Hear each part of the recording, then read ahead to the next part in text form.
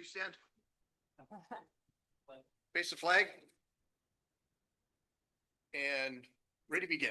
I pledge allegiance to the flag of the United States of America, to the republic which stands one nation under God, indivisible, with liberty and justice for all. Thank you very much. Okay. This is always one of my favorite nights. Roll call, please. Yes. Director Cussworth, Yes. Director Buss, Yes. Director Huffer, Yes. Director Nichols, Director Roscoe. Yes. Okay. So we have a special presentation. And again, this is one of my favorite things of the year because we're going to review the essays that were written by some of our students for our Conejo Open Space Trails Education Days. And of course, they're always fabulous. I'm always blown away, and I love to hear these. So how would we like to organize this? Is this? Yeah, so we're very fortunate to be joined by the public member of COSCA, Dorothy Sullivan, who is also, I think, are you still on COSF as well? No longer. No longer on COSF, but she is the public member on the COSCA board of directors, and she's here to kick us off. Yes. Chair Cussworth, directors, and staff, it is an honor to be here for this special presentation. Elaine Hagan, founding member of the Conejo Open Space Foundation, has passed this privilege along to me. I enjoy it as much as you do, Nellie. I am excited to talk a little bit about the program and announce the winners of our annual Trails Education Days letter writing contest. This past April marked 35 years of COSCA sponsoring Trails Education Days. Supported by funding and management from the Conejo Open Space Foundation, this program has welcomed over 45,000 CVUSD students during its history. Students begin their day with a guided nature hike into Wildwood Canyon. Once there, participants rotate through 3 interactive workshops where they learn about native animals, ranger activities, and the essential trail safety and etiquette. This year, 1,000 fourth graders attended alongside their teachers and parent chaperones. A program of this scale takes a village, and we are deeply grateful to the 65 volunteers who made this program happen this year, along with Animal Actors of Hollywood, park rangers from COSCA, MRCA, and the National Park Service, equestrians from Ride On Therapeutic Horsemanship and Stepping Stones Riding Program. Early on, we created the writing contest with 2 clear goals. First, to discover what the students learned and valued most, and second, to provide our hardworking volunteers with meaningful feedback. The letters are written to one of the volunteers that they encountered during their visit for Trails Education Days. So I think we had some, Director Cussworth, I believe you were out as a hike leader this year. Brian Stark, our administrator, and all the volunteers received these amazing letters. Yeah, it's an Amber Alert. Under Sherry Likens' leadership, the evaluation process is thorough. First, a dedicated team of volunteers reads every single letter that's submitted, selecting the top 10% from each school in the district. Then, a small panel of volunteers reviews the finalists to select 5 winning letters, focusing on how the students related their experience with us in Wildwood to the science they've been learning all year. The 5 grand prize winners and their teachers receive a cash prize along with additional winners recognized at each school. Tonight, we are here to celebrate those exceptional voices. In no particular order, our 2026 grand prize winners are Chloe Immel from Wildwood Elementary, teacher Jennifer Bouchard. Chloe, come on up, and then just stand right there. Isla Fox Hudak from Wildwood Elementary, teacher Joelle Solis.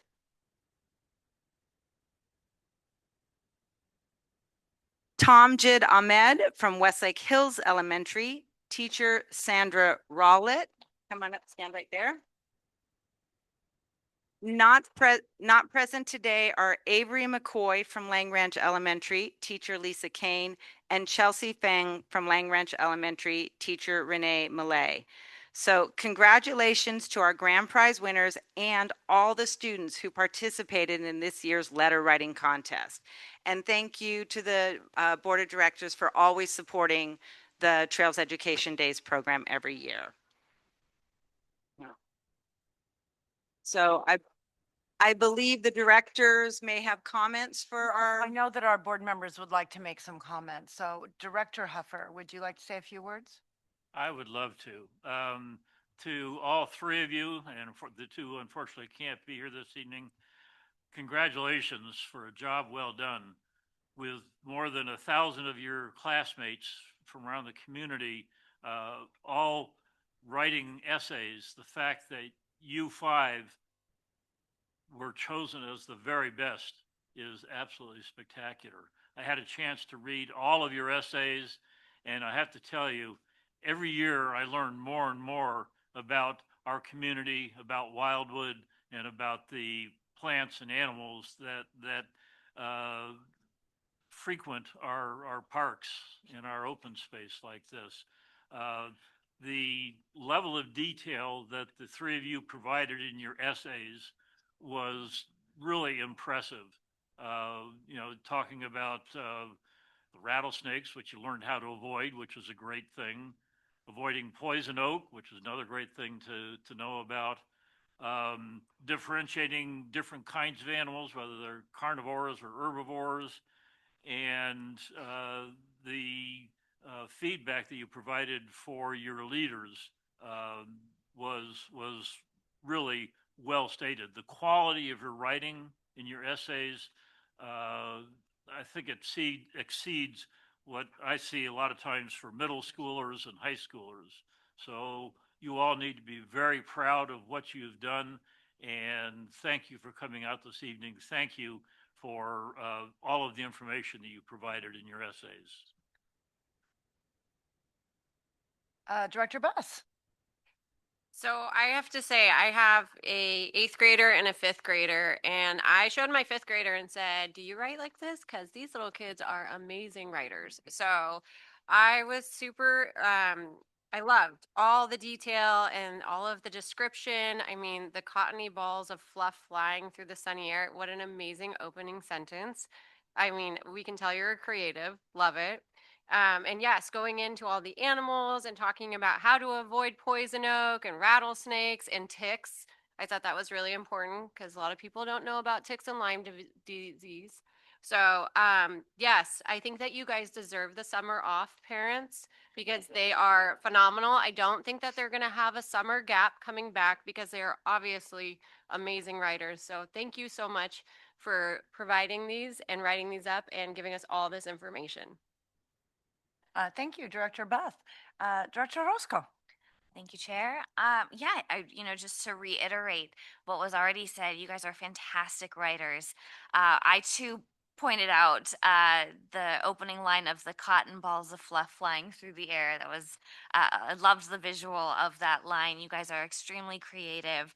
And I also really enjoyed how you all scoped out and talked about the volcanic rock and like how the beauty of our wildwood came to be, and then brought it back home with your friendly reminders of, we want to preserve and make sure that we are staying safe, and that we understand there's a greater understanding of why we want to protect our wildwood. And so thank you so much for sharing your what you learned and for your participation in this wonderful exercise. That's greatly appreciated. Thank you. Thank you, Director Roscoe. So I learned that that Andy Fox was one of the founding members of this program. Is that true? Yes. It is. And that you used to read all of these essays yourself? Now, just a moment here. Dorothy mentioned Elaine Hagan, Gina Spurthwaite, and Jenny Bauer were the kind of the mastermind behind it. And we started this program, Trail Education, it was already going, but about 30 years ago, uh, around the same time that Isla's mom was born. Mhm. And I used to read the essays for probably, I don't know, 5 years or so. And then they finally said, and by the way, they're anonymous, they're numbered, so you can't tell the name of the essay. So, yeah. Anyway, uh, great program. It's really what makes Thousand Oaks unique. If you stop and think about it, that we have this program. I don't know of any other one like it, where we're taking, the kids in the elementary school, walking them through the open space and have an appreciation for the uniqueness of our community. So congratulations to all three of you and the other two that are not here, and the teachers that play such a great role.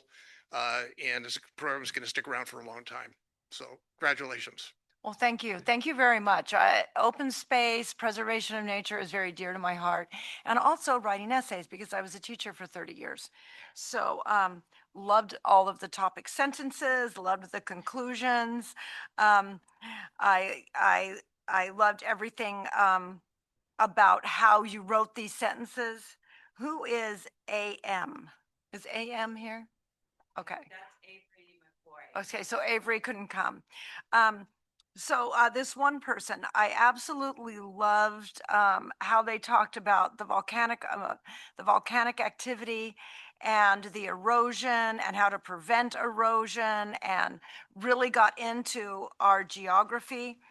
And I liked the sentence on the food chain. I mean, I'm going to read some sentences to you. It says, the food chain always starts with the sun, then a producer, next to herbivore, after that, a carnivore, and then it ends with a decomposer. Well, wonderful words. And of course, that was his concluding sentence on this paragraph. And before, he had talked all about what all of these things were and how it was fitting in and important to our food chain. So thank you. It was an excellent conclusion. Here's one. They talked about looking at a video, an engaging video, in their classroom before the hike. And I thought, yes, pre-teaching. So they showed them that so it would make the hike even more memorable. And that's the first time I think I've had somebody write about their pre-teaching video. So I thought, that's fabulous. But listen to this sentence. This is from TA. Talked about geology again. However, when we saw the creek pushing and chipping the rock away, I felt like I had enough knowledge to become a geologist. It was like the word erosion came to life. I mean, give me a break. That's beautiful. Thank you, Tom. And then also, Tom, I really loved all the sensory words you used in the rain. They went hiking in the rain. And he compared going in the sunshine, which he saw this, but then when he went to the rain, he was able to compare how the rain brought out the colors, how it brought out the droplets and the smell and the glistening on the web of the spider. And I mean, it really was a nice comparison. Beautiful words. I loved that. Is IFH here? Okay, so one thing I really loved about yours is your comparison between the sugar bush and the lemonade berry. Now, I know there's a lot of lemonade berries in Wildwood, and people are constantly not recognizing a sugar bush from a lemonade berry. And you really consolidated that so that people would understand. So compare and contrast. Fabulous to put that into your essay. I also loved your recap because she said, to learn more, you can go on the same hike that I went on and look for things, and I pointed out.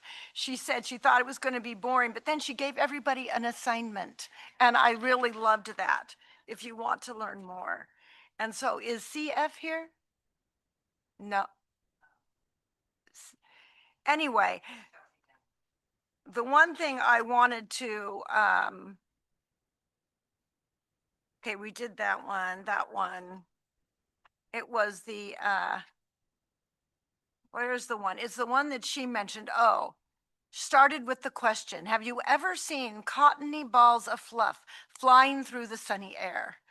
So immediately I was drawn into that. I thought that was absolutely fabulous. And then, oh, so that, anyway, I think that was yours also, wasn't it?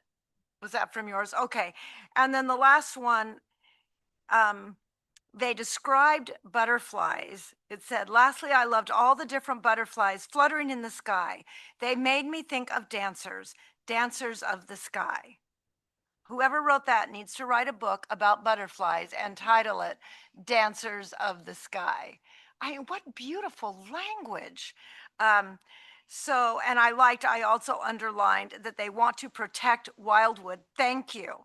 Now I understand why we should protect wildwood, and that's what it's all about, right? So a huge congratulations to these fabulous writers. Let's give them all another round of applause. Okay, so kids, if you'll come up here, we'd love to have you take a photo with the board.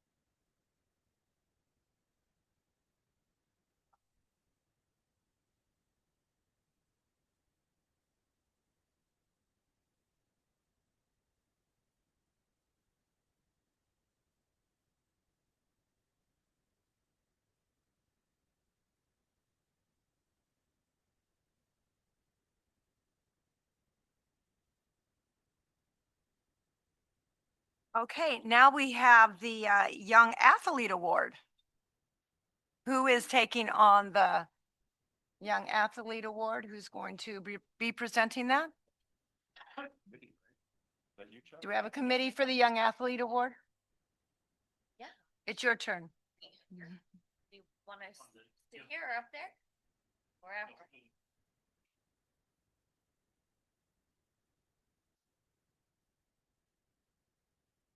Thank you. Conejo Recreation and Park District has established two separate awards to recognize outstanding performances of Conejo Valley athletes, the Young Athlete Award and the Athletic Achievement Award. Tonight, we're privileged to be presenting two Young Athlete Awards to local student athletes who define what it means to be versatile and dedicated competitors. The Young Athlete Award recognizes a youth athlete within our district who has not only achieved excellence in the sport, but has also demonstrated exceptional leadership, sportsmanship, and a commitment to the team first mentality. So the first recipient this evening, and we're going to ask you to come up to the podium if you would, will be Lily Johnson from Newbury Park High School.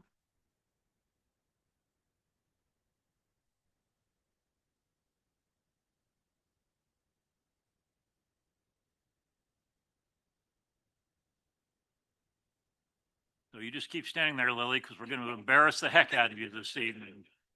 So Lily is a standout multi-sport athlete, which in and of itself I think is pretty spectacular because nowadays so many young people are concentrating on just a single sport. So the fact that Lily has been involved with softball, flag football, wrestling, and volleyball is pretty amazing. Her commitment to athletics is truly remarkable over the last 4 years. She's competed in 9 total series of sports out of a possible 12. I guess the question is, what were you doing to those 3 seasons where you were not competing? Anyway, she has been 4 years of softball, and she's currently team captain of the Newbury Park team. 3 years of flag football, which my daughter would have absolutely loved to play flag football, but it wasn't available 20 years or 30 years ago. So that has to be really, really fun. A year of wrestling and a year of volleyball in her freshman year. In flag football, Lily has been a dominant force, earning the title of 2-time defensive MVP, this year's offensive MVP. So you're playing both sides of the ball then. Wow. And a 2-time second team all-county honoree. Her prowess on the diamond is equally impressive. In softball, she's earned defensive MVP honors and second team all-Marmonte League. Beyond the statistics, what truly sets Lily apart is her character. This senior season, demonstrating her team-first mindset, Lily took on the challenge of learning an entirely new position, catcher, to fill a critical need for her team. What position were you playing before? Outfield. Ah, I never touched that's the a dirt little bit of a before. change then. Little bit. Yeah, a little bit. This can get willingness kicked, to ain't step you? out of her comfort zone for the benefit of the group is a hallmark of a true leader. Lily currently serves as captain for both her high school and travel teams, softball teams, where she models resilience and maintains composure in high pressure situations. She plays for the love of the game, inspiring everyone around her to stay focused, have fun, and give their all. Looking ahead, Lily plans to continue her journey at the collegiate level. She's considering Vanguard University for softball. Where is Vanguard? I'm not considering that one anymore. It was a while ago. It's in Orange County. Oh, okay. I committed to UCSD. Okay. Yeah. And then also looking at UC San Diego or the University of Hawaii for your academic studies. Personally, I could recommend University of Hawaii. My family lives there, so it's a great place to go to school and to live. Lily, your sustained excellence, leadership, and unswavering dedication across 9 seasons of high school sports make you an ideal representative of our community's athletic spirit. On behalf of the Conejo Recreation and Park District and the Board of Directors, we congratulate you on being named Young Athlete Award recipient, and we wish you the very best of luck in your collegiate career and beyond. Congratulations. Thank you.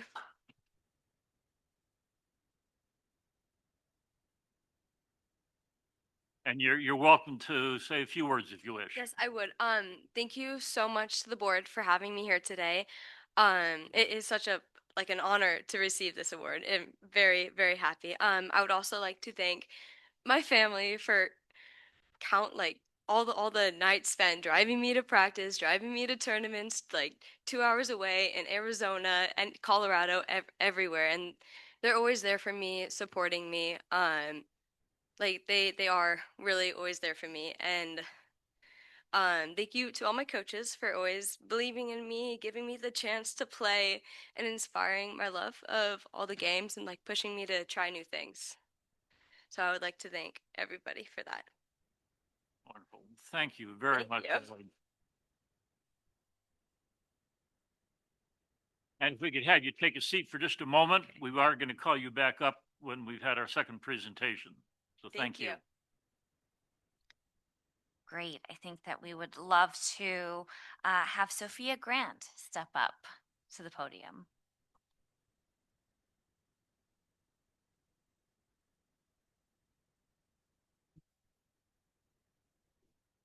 All right. We are also honored to present this award to Sophia Grant from Newbury Park High School, whose distance running career has been defined by both individual brilliance and historic team success. Sophia has established herself as one of the elite distance runners in the state. In 2022, she was a cornerstone of the CIF Division II Southern Section Champion cross country team, ultimately leading her team to a remarkable runner-up finish at the CIF State Championships. As an individual competitor, Sophia's resume is equally impressive. She earned a 7th place finish at the 2024 CIF Southern Section Division II Cross Country Finals and has been a perennial fixture on the first team All Marmonte, thank you, All Marmonte League and first team All County lists. Her personal records include the following items: 2 minutes and 14 seconds in the 800 meter, 4 minutes and 50 seconds in the 1600 meter, and an elite 17 minutes and 6 seconds for the 3-mile cross country course. Very impressive. Thank you. What makes Sophia's athletic achievements even more impressive is the discipline she maintains off the track. She has balanced the rigors of elite competition with a heavy academic load, maintaining a 4.6 weighted GPA. Also equally impressive. And when I was in high school, all you could get was a 4.0. So I'm not quite sure how that's possible, but she did it. This fall, Sophia will be taking her talents to the next level at UC Berkeley. Is that still accurate? Yes. Yeah. Amazing. Where she has committed to compete at the Division I level in both track and cross country. While at Cal, she plans to major in civil engineering with a focus on environmental engineering, with the ultimate goal of pursuing a master's in business. Sophia, your drive, consistency, and academic excellence represent the very best of our community. On behalf of the Conejo Recreation and Park District and the Board of Directors, we congratulate you on your outstanding career thus far and wish you continued success as, uh, as a Golden Bear at UC Berkeley. Thank you.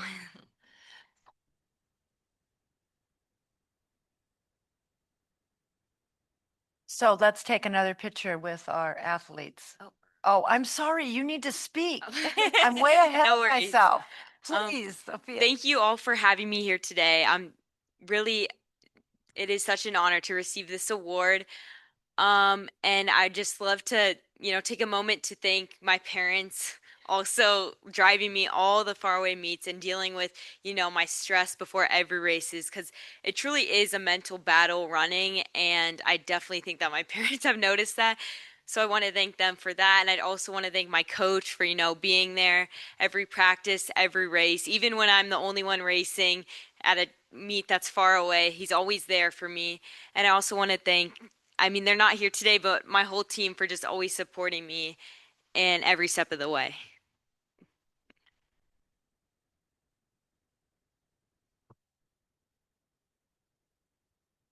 Okay, now we can take a picture.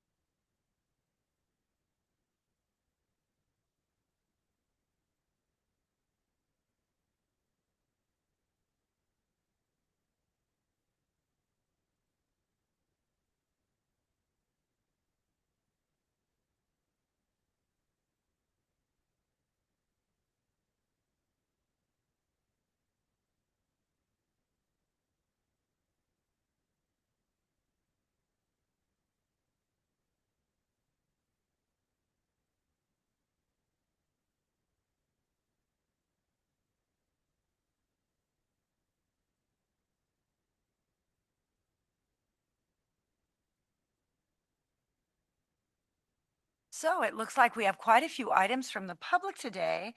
We're going to start off with George Lang's going to give us our MRCA report.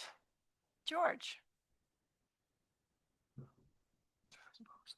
Thank you, Chair Cusworth, Vice Chair Marissa, and the rest of the board. It's always a pleasure to be here and have an opportunity to share with you some of the many things that the MRCA is involved with. I listened to some of these presentations. The one was the Trails Day, and Andy Fox was here. I dated Andy as an elected official here in the Conejo Valley. And before he was elected, when this Trails Education program started, the board of directors, you guys up there, were the ones who led some of the hikes into Wildwood. And also over at the teen center, we would talk to the young participants about Wildwood and the appreciation of open space. So things have definitely changed and grown and so forth. But I also want to, as some of you may recall, after our Gratitude Circle event, my wife and I made a trip to Las Vegas to see Don Robinson, who was the chair of the Santa Monica Mountains Conservancy Advisory Committee. And previously, he was chair emeritus of the State Parks Foundation. He personally hiked every peak in California over 14,000 feet high. So he was a real great example for our Santa Monica Mountains Conservancy and MRCA and so forth.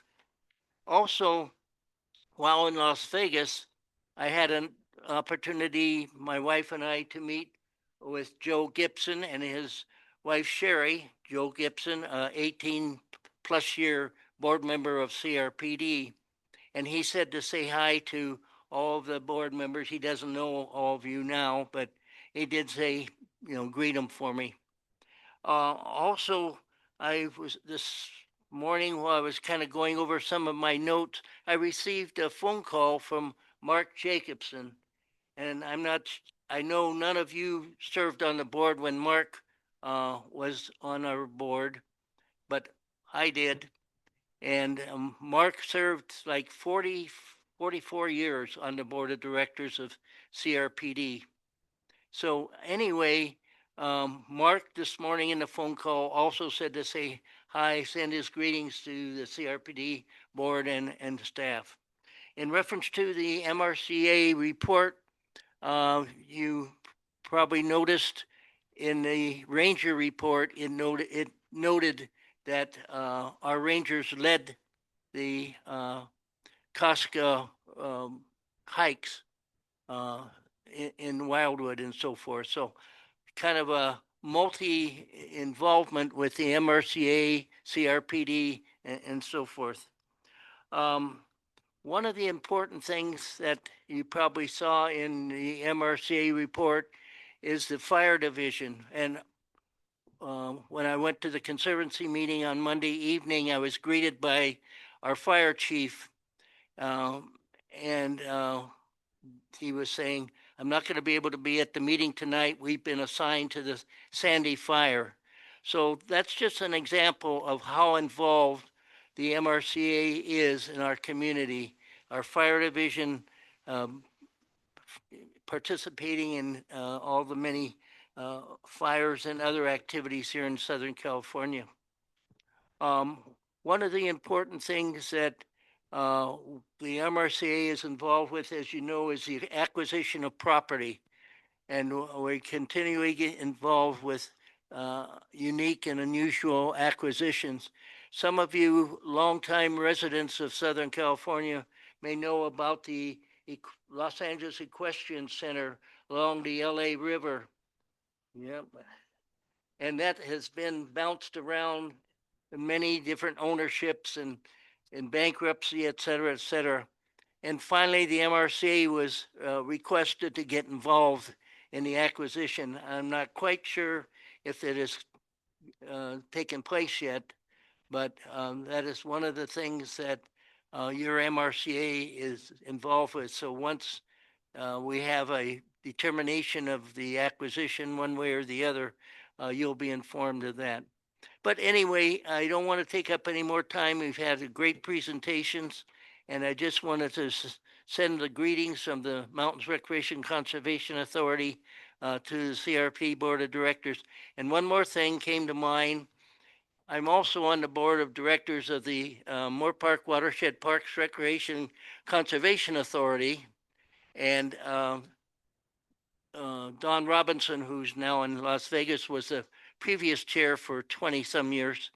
And I was elected chair of that board also. So I'm going to wear multiple hats.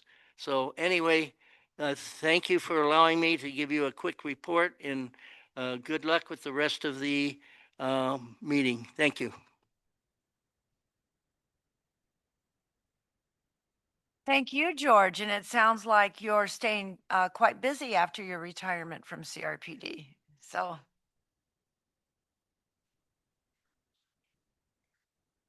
On the 13th of June, we'll be presenting on behalf of the troops. We'll be presenting a program over at Conejo Creek, North Park, at the Lakeside Pavilion to raise funds for our military troops that are deployed around the world. So, and we're also celebrating our 250th anniversary. And there's another thing too, I'm drawing a blank. But anyway, if you're looking for something to do on Saturday, June 13th, swing by the Conejo Creek North Park. Starts at 10 and runs through 12 noon. Thank you. okay, thank you, George. We have quite a few cards here today. And I do want to say something. We have varying opinions, and I'm going to ask for courtesy and respect. So even if somebody is speaking and they don't share your opinion, we are asking for courtesy and respect of everybody's opinion in this meeting. We're also asking to limit your speaking to 3 minutes. And I want to reiterate what I said at our last meeting. We've been getting a lot of letters in our inbox, which is fine. We're very happy that you are passionate about our community. But please note, we do everything slowly, carefully, and thoughtfully. There is very much a feeling of urgency. We have not voted on anything. And we may not vote on this for several months. We may not start the project for even longer than that, which some of you would like it to never stop, some would like it to come sooner. But please keep that in mind. We are going to be careful and thoughtful, and we are a little bit slow. So, so I'll call your name and do please. We'll have the clock going. So please try to keep your comments to 3 minutes. So we're going to start with Jeanette Welling.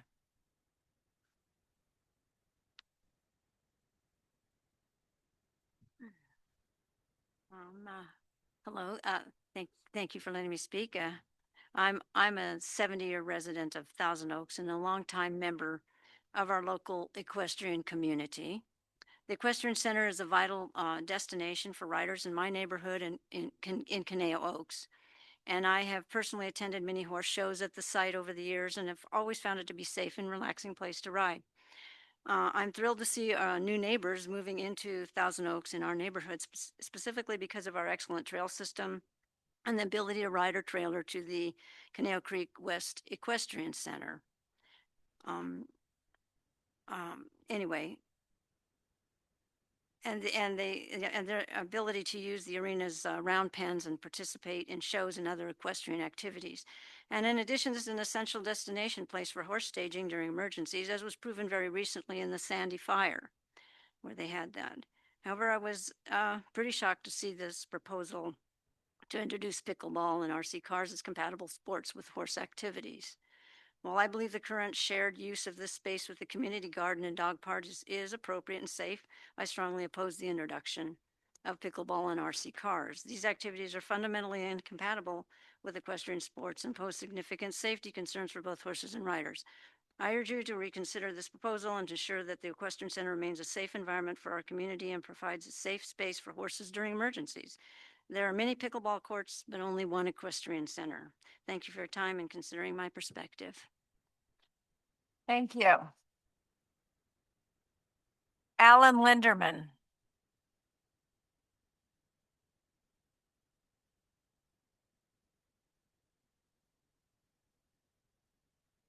Thank you.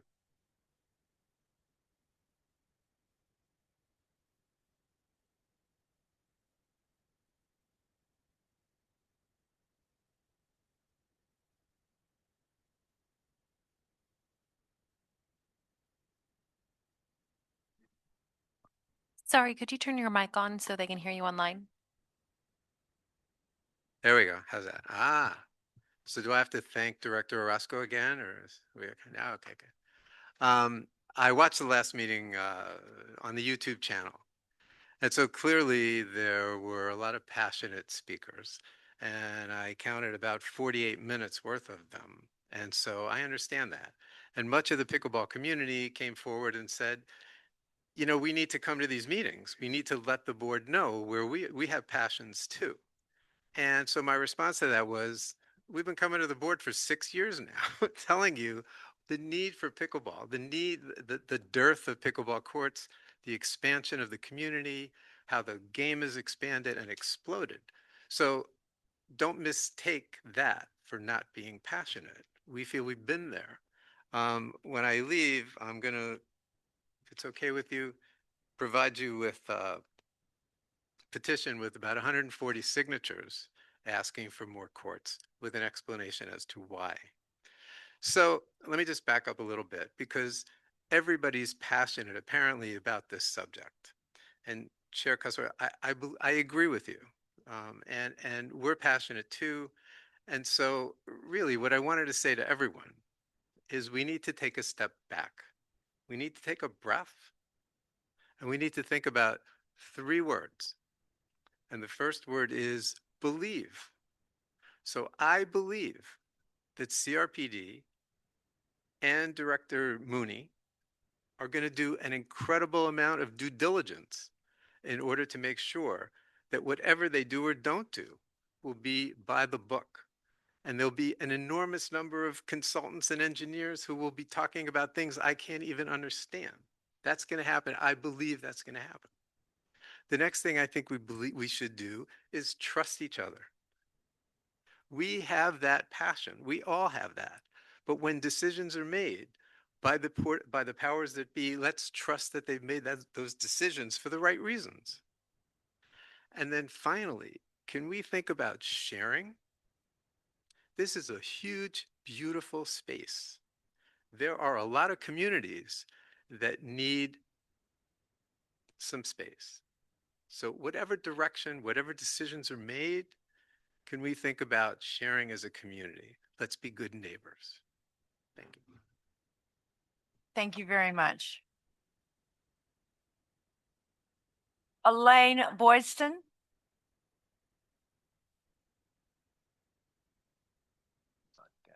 Elaine? Okay.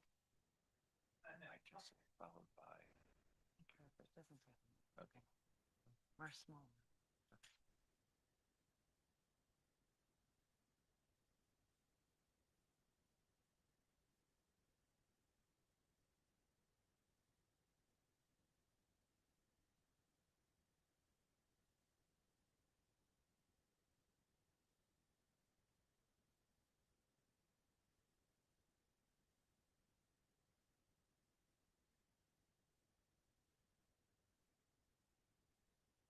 Oh, sorry.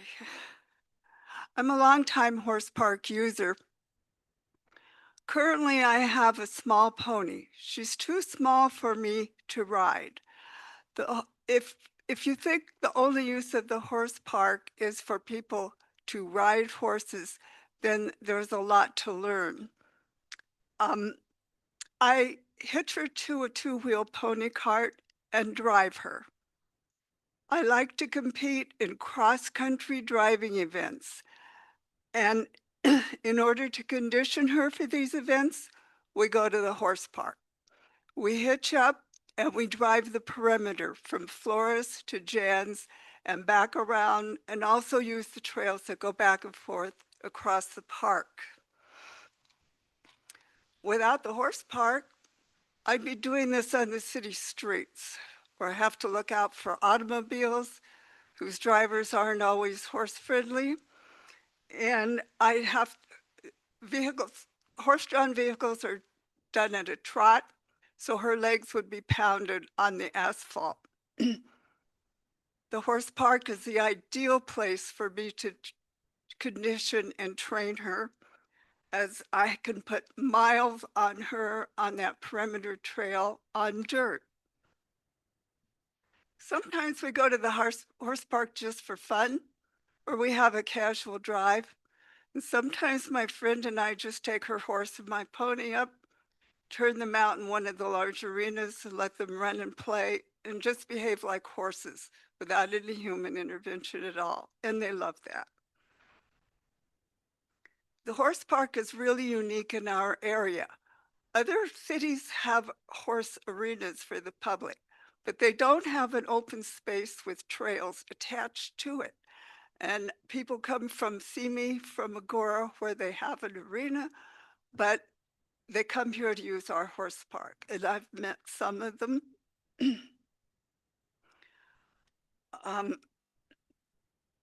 The horse park is used for other uses, like I said, other than riders.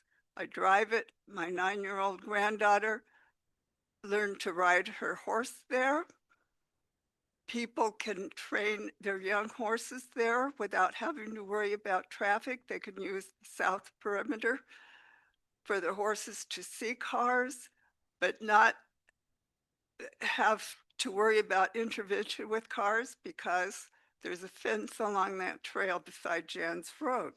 Please finish up your comments. Thank you. Okay.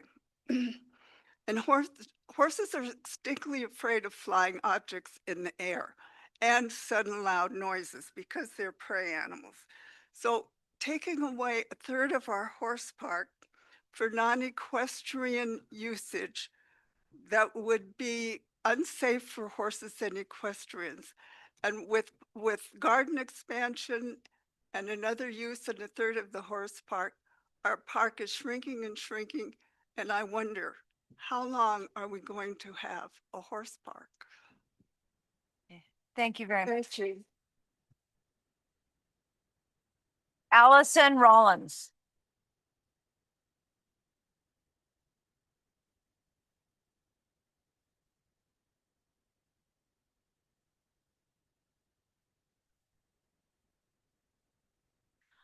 I want to thank the board for understanding that there are a lot of very passionate people on both sides of this subject. And I do appreciate you guys taking the time to look through some of the wording that is used and some of the tones that are used to really understand the heart on both sides of this issue. I think tonight was wonderful that we started by talking about the open space and how our children are enjoying the open space and learning from the open space and how it's helping to shape their futures. I got to experience my first ETI event at Conejo Creek West, and it was one of those things that just stops your heart and takes your breath away. Seeing these young people out on these beautiful creatures in this beautiful nature that we have in our communities. And it's something that I had never gotten to experience at that level before. And I'm excited for the next event on June the 7th, where I can bring my toddler out and she can experience the same things that I got to experience as an adult. And I definitely would encourage anybody in the audience or anybody on the board who's never been to one of these events and seen these animals up front and seen what the riders are doing and how they're connecting with these animals to come and check it out. That was the first experience that I had, and it changed my perspective on everything. And I think it's something that everybody should get the opportunity to experience and to help preserve what makes our community so special. Thank you. Thank you. John. I just have John. Okay, thank you. Hey guys, how's it going? Good. Okay, I know you guys have a really tough job. You're trying to balance a lot to make everybody happy, and I know that's really hard. So I appreciate the efforts that you guys all go through. The equestrian area is very difficult to, well, who here has a horse? Raise your hand. Everybody who has a horse, raise your hand. Okay, and you have, okay, so only one of you have a horse. And you're telling all of you guys, all the other guys, everybody, you're telling people who have horses that it's a good idea to have RC operations and pickleball and things that are non-equestrian in an area where you got horses that get spooked really easy. I mean, they see one of these and they flip out in a lot of cases until you train them not to. And if they hear loud noises or, see someone driving by or making, quick actions, it can make them bolt and they can fall. The kid or the adult can fall off and get paralyzed or killed. I mean, it happens. So I think it's very important to keep that whole area equestrian only. Again, I know this is difficult, and I think pickleball looks like a lot of fun. RC stuff is definitely a lot of fun, but I have a solution. I have an idea, and you guys can consider this. Somebody may have already brought this idea up. But what if we were to put pickleball courts at every school in Conejo Valley School District, and then people could use those after school hours or whatever, and the kids would benefit because they would get to play pickleball if they don't already. They would get to play pickleball, and people who sell pickleball equipment could sell to all the schools and make some money, and there'd be a lot of benefits, and the kids would grow up learning the pickleball. It would also be a really, really cool thing if when I was in elementary school and intermediate and high school, if I was able to do RC, radio control cars and planes, that would be fun. and robotics, and then I would learn so much from that. And I think we should really consider putting that in the curriculum. I think it would work out really great. And then other parks have pickleball and even maybe RC stuff too, but for this one place in the central part of TO, please, I pray that you really dig deep and figure this out and keep it equestrian only. Thank you. Thank you. And just a quick comment, anything that you would like to be done on school property, you would need to address the school board on that. The Board of Trustees. You would have to address the Board of Trustees of the school board first. Thank you. We have Mac McLaughlin.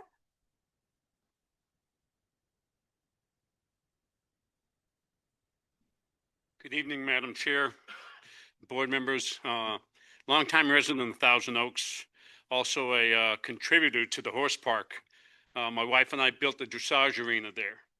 We've helped in building 3 other of the corrals. And to put it bluntly, the thought of having addition of pickleball and RC cars is just a disaster waiting to happen. As other people have said, horses are reactive, they're prey animals. And to make a choice like this and willingly be foretold and forewarned, it would be an unwise decision. We have other amenities that we want to add to the park and make it even a better horse park that will be coming down the line soon. And we'll come to the board for approval of those improvements.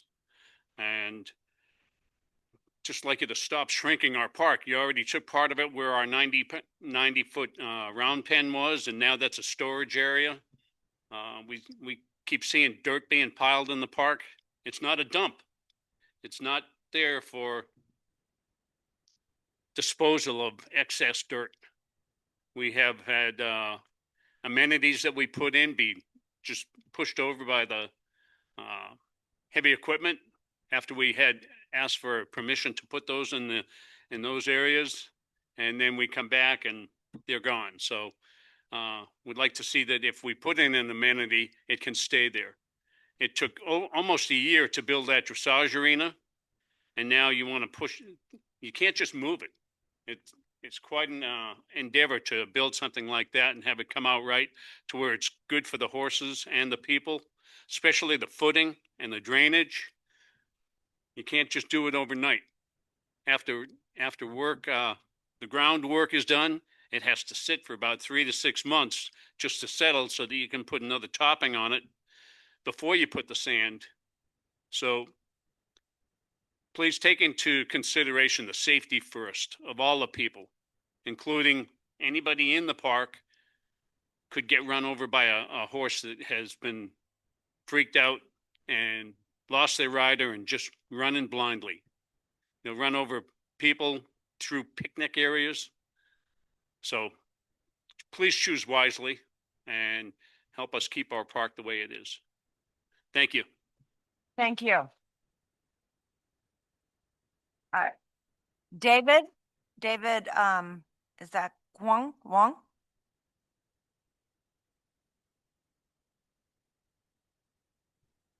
Is this on?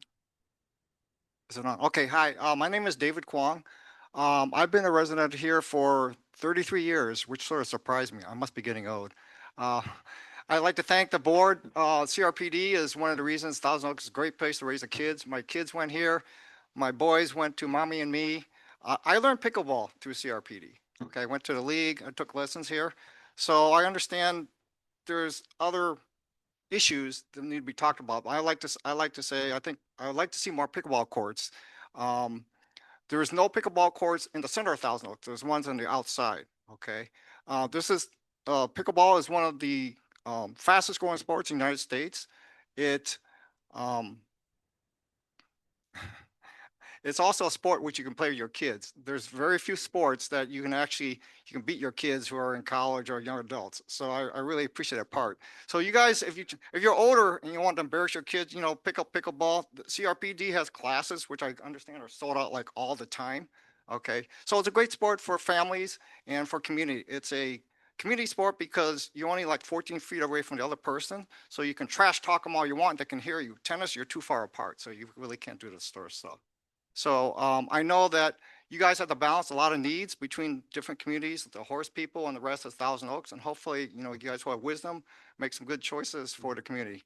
Thank you for your work. Thank you. Thank you very much.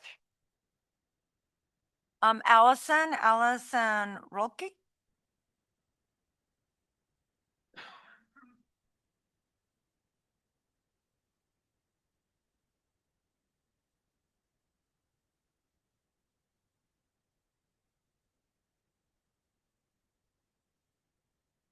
Hello. My name's Allison Rolke. I am a Thousand Oaks resident since 1992. I'm also on the board of ETI Corral 37. I've been part of ETI since 2008 in various board member roles, most recently vice president. We moved to the Waverly neighborhood in 2005, and I specifically moved there for the Conejo Creek Equestrian Park. So it's really interesting when I realized all the different definitions of how you describe the different parks and such. The one that caught me by surprise was the district wide. I understand now the definitions, of course, and why you call Conejo Creek West district wide. But for me, and probably for many of us who have equestrian zoned houses in the neighborhood, I consider it my neighborhood park. So it's where I ride my horse. It's where I walk with my kids. I walk my dogs. It's where we volunteer. We had some lovely comments from somebody who had gone to some of our recent events. I mean, I'm there several times a month with many other probably people here volunteering, all day to help put on these events. It takes a lot of takes a village, honestly, to be able to create these horse events that people can come and enjoy that time. And so again, it's more like this daily life for me. So when I walk out, to the neighborhood, it's our neighborhood park. It's really one of the reasons also that drew us to the area. It's the rural feeling and being, sharing that community with your neighbors. I mean, my friends are there. I just have so many great memories. My kids learned to ride bikes in that park. And so again, neighborhood park for us. Some of the things I don't want to repeat a lot of some of the things that were already said. So I think where I'd love to kind of include my comments is more around the process. And so Director Cuthbert's talked about careful and thoughtful. It doesn't feel careful and thoughtful. I remember when the process started, I spent a lot of time with CRPD staff who've been wonderful, by the way. I've always thought we had a great relationship as ETI. I was there for when the 2024 survey data happened, and we did the survey and I saw the results. I went to all the community meetings that we had at the park. I heard all the comments, and when the concept plan came out, I can only describe it as I felt blindsided. Um, I felt I felt I felt like I let down the community on the board of ETI, and it was really hard to see the community so upset. And so it makes you wonder, what did we miss? What should have I done differently as a board member? And so it really questioned, I think, what is this real process? And so I've had the pleasure to speak to a few board members, which I really appreciate you being so open. And I didn't feel like anyone could really describe this ad hoc process to me, at least clearly. And so I think when I think about what I would really like to understand is what this process is and why is it so different from what I understand the 99 process was. I wasn't here, but I've had other neighbors share. There was a group that was involved. So the ad hoc committee that's described now is staff and 2 board members. I know one's here and one's not. So Can why you was please- that? Can you please wrap up Sure, your I'll wrap it comments? up. Thank you. So I would like to understand, why that changed, why you couldn't include other individuals from the community that could represent to really provide that feedback early on. Because I think it's created a disconnect and it's created unnecessary distrust and frustration with the community that I think if you would have had that early collaboration, it could have been a much different outcome. And so the gentleman who was talking about his different views on pickleball and such, this isn't about pickleball to me at all. It's just more around the collaboration and really partnership that we should have when we're going through this as a community. So I would really ask for more transparency, more collaboration. I just think we deserve it as a community. So thank you. Thank you very much.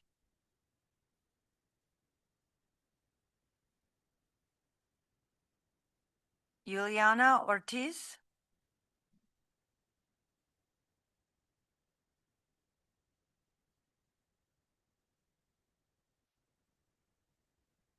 Hello, my name is Eulalia Ortiz.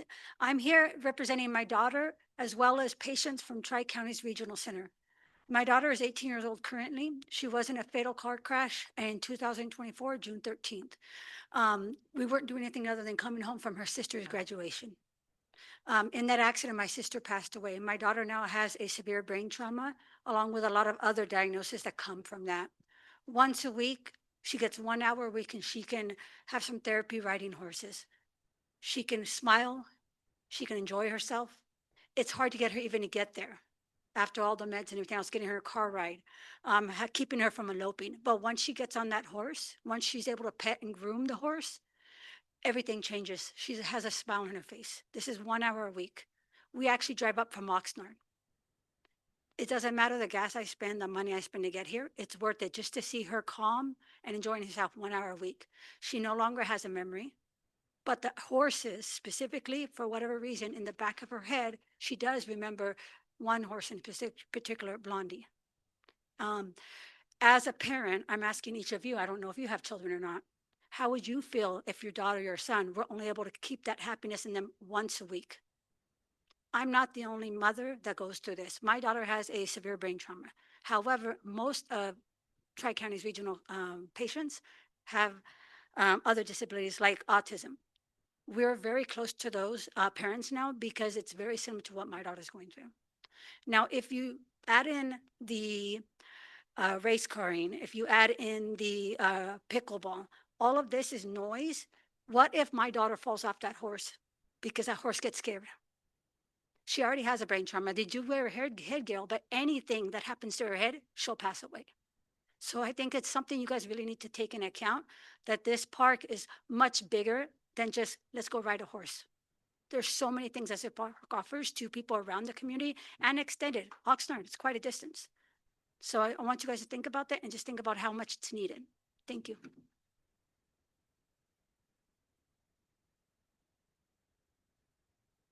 Catherine Nolan. Catherine Nolan is here. Do I need to press something or sounds like it's working? Hi, I heard something today that one of the people, a lady, just said, and what she said. I do not think the microphone's on. Oh, maybe closer. Is it on? Is that okay? Okay. What she said was that she would like greater collaboration with the horse community in any talks having to do with the development of this property. And I request the same for pickleball. We formed the Ventura County Pickleball Club, of which I'm a member, and Alan Linderman, who spoke, is our president. We would really like to be involved in conversations and collaborate on a project like this, and we do hope that pickleball is included. We've been asking for pickleball since 2019. In fact, I have a petition that I circulated that has additional signatures than the one that Alan gave to you. I'd like to give that to you and leave that with you if that's okay. And as far as the noise goes, this is a very large space and there's plenty of room to have a horse section and a pickleball section and a remote control section. they can be separated, and I know that CRPD will look into everything that's required for that. I don't have concerns about safety. There's freeway noise, there's baseball noise there already. There's all kinds of different things, and this is a large project, a large park that should be shared by a whole community and not just one aspect of the community. And so I request that the board considers moving forward with pickleball as part of the project. Thank you. Thank you very much. Kathy Ramos. Kathy Ramos.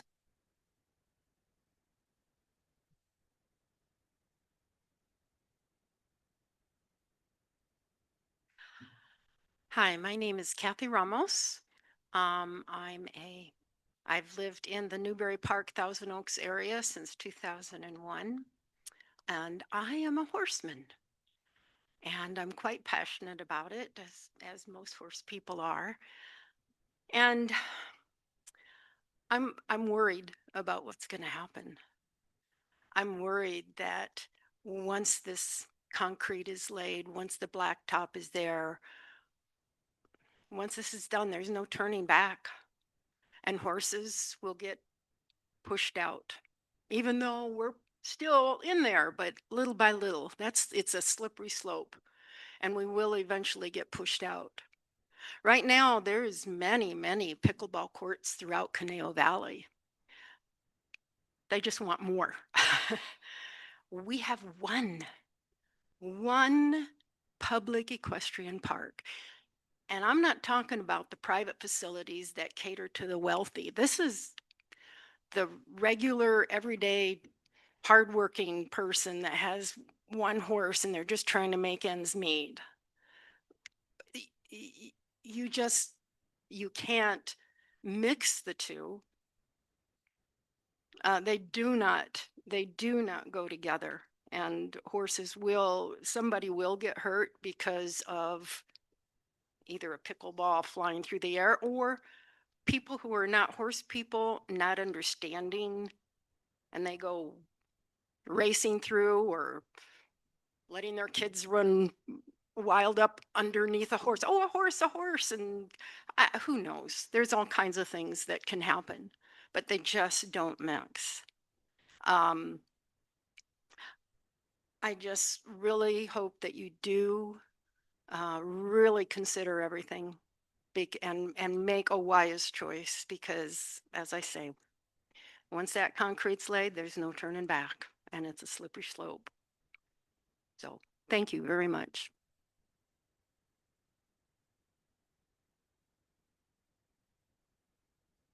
Kevin Mitchell.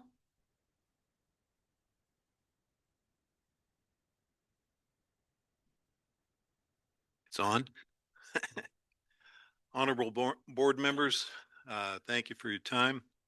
I am a resident, have been a resident in Thousand Oaks for 50 years. I actually grew up in Old Agora when it was New Agora. So tells you how long that's been. Have had horses all my life. I've also been, I'm former captain with the Santa Monica Mounted Police. I've worked with horses all my life, gone through bomb-proof training with horses, and know what sounds set off a horse. And I have quite a bit of experience. It's kind of interesting when I hear people who don't have horses telling us, oh, it's going to be okay. I know it's not okay. We go through it. Even parades that we used to do for 35 years here in Conejo Valley. That was a great parade. Santa Barbara, Palisades, we used to do them all. And in doing it, sometimes you have kids out there just with those little poppers that they throw on the ground. Well, I don't care how much bomb proofing you put on a horse, they still react. And when they react and you're 6 feet off the ground, shoes on asphalt or even on dirt, it's something to try to adjust to. I do want to reach out. We just had this event of the Sandy fire and it's still going right now. I want to first off thank the CRPD staff who helped out making sure we had lights out there, which was great. They did a great job, really helped us out. We find out during these kind of events, when you're evacuating horses, how important it is for these people that are having their house, their world turned upside down with fires going on, and you're out there also loading horses into a horse trailer, how important it is to get in, get out. They need to turn around. They need to be able to come in, drop their horses, because the first thing they do, they want to protect their animals, dogs, cats, everything, get it out of there. And in the past, for Ventura County, everything had to go up to the Ventura County Fairgrounds. Well, when you're hauling a horse, like this happened on Monday, you're trying to get up to Ventura. That's an hour drive from somebody in Simi Valley, and it's another hour to get back. And they're wondering, is my house burning down while I'm driving home? So having this place as a rescue station in this area is really important. We've done quite a bit of training, joint training with the Ventura County Sheriff's Department, their mounted unit at this location. It works out great because it's natural. We can induce sounds to see what our horses do, what do they react to, and work them on specific things. But it takes training.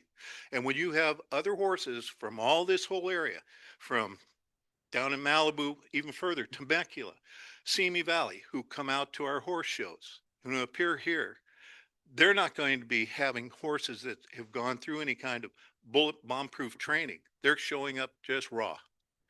And when you have horses that do get scared and take off, all the people that are around are in jeopardy. People with horses can handle that. Spectators, not so much. So it's important that we have this location. It Could saves you a wrap lot. up your comments quickly? Thank you. Okay, I wasn't going to touch on, a lot of people talked about other things that I was going to touch on, but they've already addressed it. But the importance, I want to thank you for, and just wanted to point out, it went really well. We saved quite a few horses, got them set up. We had volunteers out there around the clock, and it worked out really good. Thank you for your time. Thank you very much.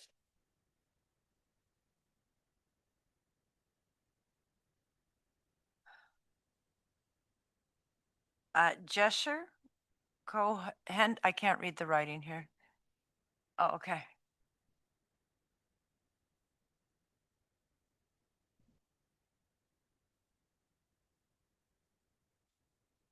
Hello, good evening. I have to apologize. I wrote down because I bombed speech because I'm so bad at it. So I'll just talking to this so I'll get everything across. Thank you for your time and listening to us. We really do appreciate it. My name is Jasmine Gent and I live in Waverly Heights. And I want to be very clear about something. I didn't move to Thousand Oaks and discover horses. I moved here to be by this park for the horses. Equestrians don't stumble into lifestyle after unpacking boxes. We plan our entire lives around it. We choose our zip codes around it. That is the difference between us and every other group asking for space in this park. We were here first because this park is the reason we came. Now let me tell you something what the park actually is, because I don't think everyone in this room has seen the numbers. This park hosts 37 events every single year: horse shows, clinics, gymkhana, sheriff's events, nearly 700 participants, and over 2,000 lessons annually with multiple trainers. And the Day of the Horse, our last event, drew nearly 1,000 people from Ojai, Moore Park, Simi Valley, Los Angeles, Palmdale, Lakeview Terrace. You get the idea. This is not a local neighborhood amenity. This is a regional destination. And then there's the part that's personal to me. I run the Equine Empowerment Foundation. We are accredited nonprofit through Tri-County Regional Center. Every single month, I bring about 80 or more special needs, low-income children into this park for therapeutic riding. Children with autism, children who struggle to speak, to connect, to feel safe in the world. I put them on a horse and something shifts. Their shoulders drop. They look up. Parents tell me they talk about it all week. You cannot replicate that with a paddle and a plastic ball, no offense. I understand pickleball is popular. I do. But Thousand Oaks already has courts at Conejo Creek, Bochert, Hillcrest. If you Google pickleball near me right now, you will run out of fingers before you can run out of options. There's only one equestrian park in the city. One. The people in this room didn't move here for the convenience. They moved here for the way of life, for their children, for the animals, and for the healing that happens when a kid who has never felt brave gets on a 1,000-pound horse and finds that she is. Please do not take that away. Thank you very much. Diana? Is Diana here? Diana Marable?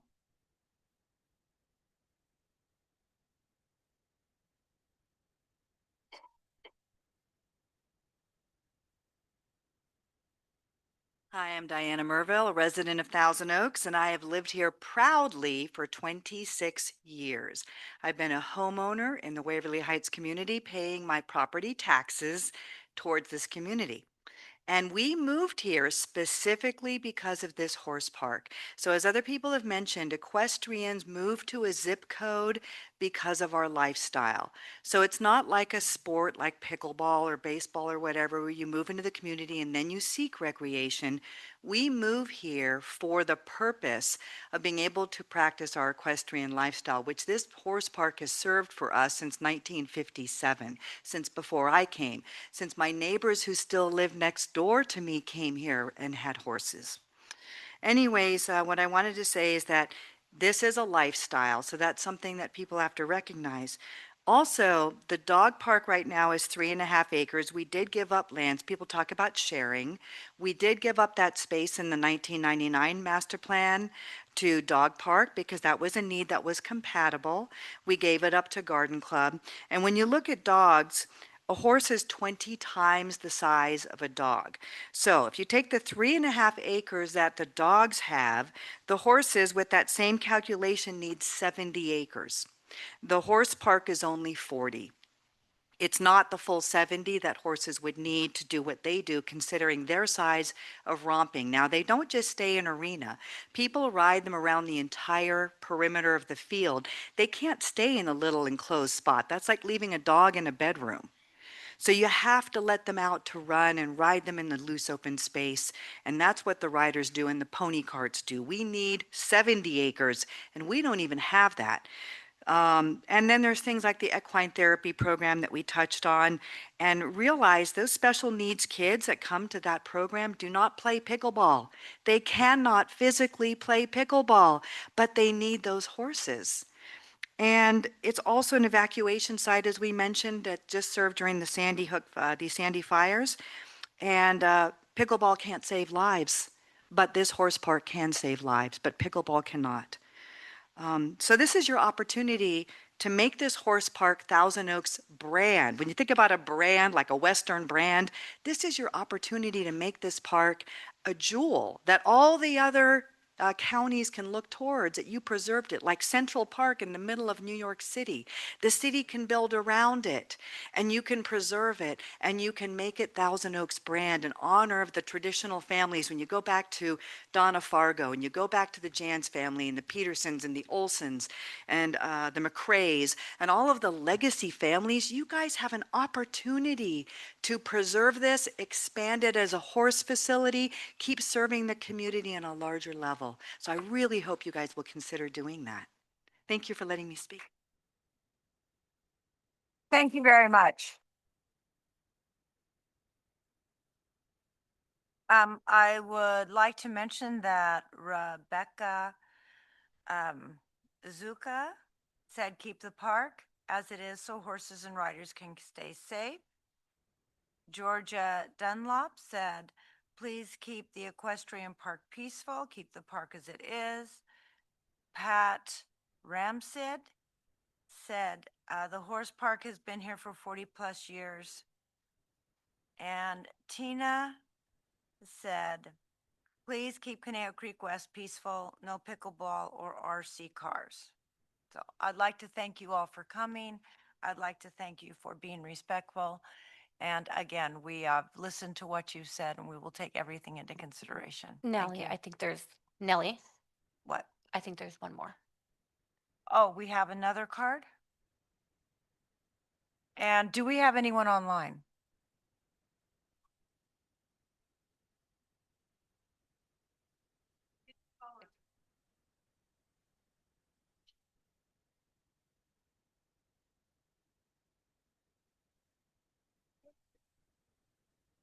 Hi, my name's Gia, and this is my friend Babette, and we use the horse park every single day.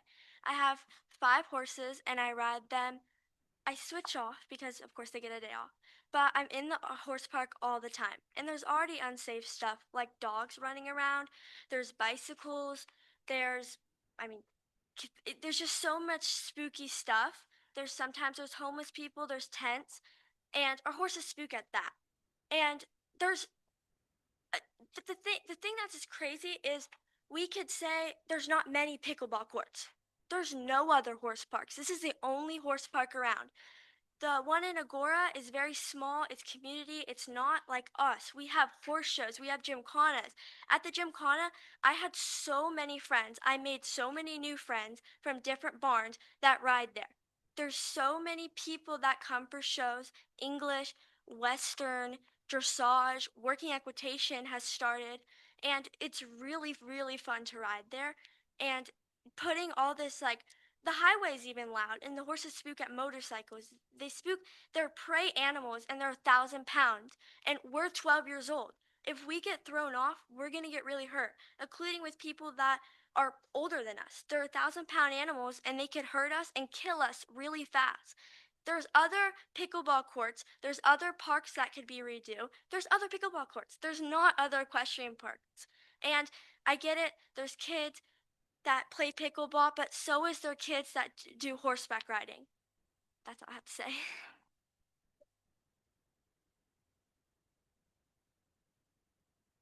Okay. Thank you. And I did find another card, Rudy Ramos. There's a lot of cards here, so they get mixed up. Thank you, Rudy. Come on up.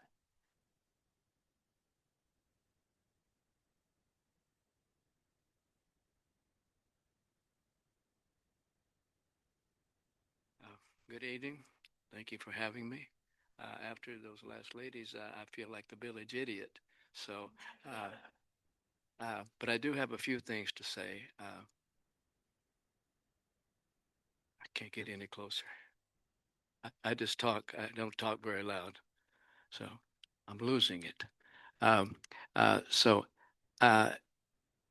I'm speaking for. I thought was from my friends, but actually I'm speaking for everybody that has horses. I had a horse for 25 years, and she passed away about 4 years ago, and I miss her every day of my life. But I'm still involved with. My wife is involved with, and some of these ladies who are here tonight are very involved in it. And I love the way that they work because they they're good ladies. They're good women. They're married. They have children. Uh, uh, they have jobs. But when 3:30 or 4 comes around, they go right to your your place, and that's their passion. That's their life. That's what they do, and they don't just go out there, saddle them up and ride. They work. They work at learning. They work at learning and growing. And to me, uh, learning and growing is what life is all about. Learning and growing. You can always learn. You can never know too much. And I love that. And what they want is to get to a next level. I love that. All the things that were said about um, animals being around horses, it's true. I've seen it. I got kicked in the face. Uh, I'm an actor. I make my life. Well, I I make my living doing that, and I'm not the best looking guy in the world, never was, but it put me out of work for 5 years because I had 5 surgeries to get my back. So it can happen just for something happening where they respond and they kick or they run. So one of us is going to get hurt. This time it was me. But anyway, getting back to the ladies, I love the way that they work. I would hate to see this taken away from them because they did move here for that. Um, I also, one thing that somebody just said about all the things that go on at that arena. And there is a lot of things that go on in arena, and I come to them. And I love to watch the children when it's something about um, the people that are riding and wanting to win robes, not robes, something for winning first or second or third. And the children probably have never seen a horse. And if they have, they've never seen somebody ride a horse. And that just watching them is just such a joy because they're hanging on the fence. They're watching them ride. They, their eyes get this big and they look at their parents and they say, look what they're doing. I mean, that's, you know, you don't have that anywhere else. Only at your place. Only at your place. And for my friends that I know here that are here tonight, if it's taken away from them, it's going to be tragic. It's going to be a tragic thing for them because where are they going to go? How are they going to get there? Not everybody has a ranch. Not everybody has a trailer. So it's their passion. It's their life. And it's not a game. Thank It is you not very much. a game. Yes, well, I appreciate your comment. Oh, Thank you very I much. appreciate you allowing me to talk like that.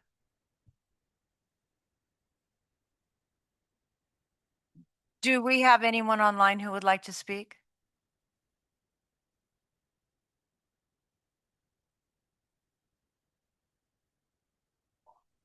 Yes, good evening. This is Lisa Baca. Can I speak?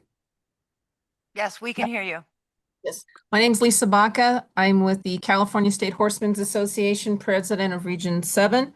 I would like to compliment ETI Corral 37 for all of their work and volunteerism with the Sandy Fire that is currently 30% contained and has burned over 2,100 acres. I would like to also address that for California State Horsemen Association, a nonprofit established for the equestrian lifestyle in California in 1942, our 19 regions statewide and our 700 members. This is ground zero for our education, outreach, and advocacy committee. So this is our number one priority to ensure that pickleball and remote control cars do not cause life-threatening catastrophic injury to the one free place where youth from all over Southern California come to learn how to show and ride along with the therapeutic riding. I believe that the board will do the right thing and make the ad hoc committees public and transparent and inclusive of not just equestrian voices and pickleball voices, but experts in equine science and management from UC Davis Equestrian Veterinary School, Pierce College, and other experts that can attest to the difference between white noise of a freeway and the thud of a pickleball ball hitting a racket. Additionally, I want to discuss about sharing. Currently, as of May 2026, there are over 35 public, private, and indoor pickleball courts located across 8 different locations, and several of these are located near Conejo Creek. ETI Corral has done an outstanding job managing for over 50 years the one and only equestrian center that is available to the public. So on behalf of California State Horsemen, we strongly urge you to address the needs of your equestrian community, of which homeowners pay 6% of their property tax to pay for the budget that is currently used by CRPD in establishing the needs of the community. Like several people have spoken previously, people who have horses live by choice an equestrian lifestyle. They teach their children, their grandchildren to love the equestrian lifestyle, and they chose to live in this community because of the equestrian lifestyle. So on behalf of California State Horsemen's Association 700 members, we would very much like for you to keep that in mind as you move forward and make the ad hoc committee meetings inclusive, open, and transparent with minutes so that we can all, as a community, follow along what is being discussed. Thank you very much for acknowledging me. Thank you. Do we have any other comments online? Nobody else has raised their hand. Okay, so I think we will move on to our next item. You're welcome to stay, but I would recommend you leave. It's not very interesting. Hey. Hey.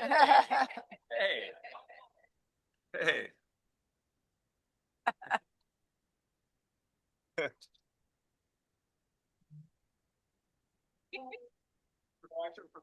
Thanks. Oh, you're.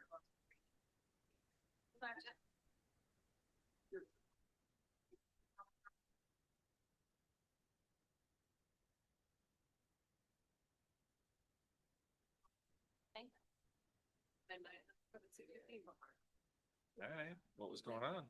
Nothing. I don't know. You just couldn't sleep? Right away. That happens to me 2 or 3 times a week. Yeah. I've tried everything. Oh, It's take this. Like, start a new book. I read, I count backwards. My daughter bought me this eye pillow. I get up sometimes and do puzzles and then I'll go back to bed. Yeah. Yeah. Yeah, my husband's asleep. I'll sleep at like 8. Like, we are like totally opposite. Like, how are you sleeping? This has just happened to me like though seriously a lot in like the last 10 years. Yeah.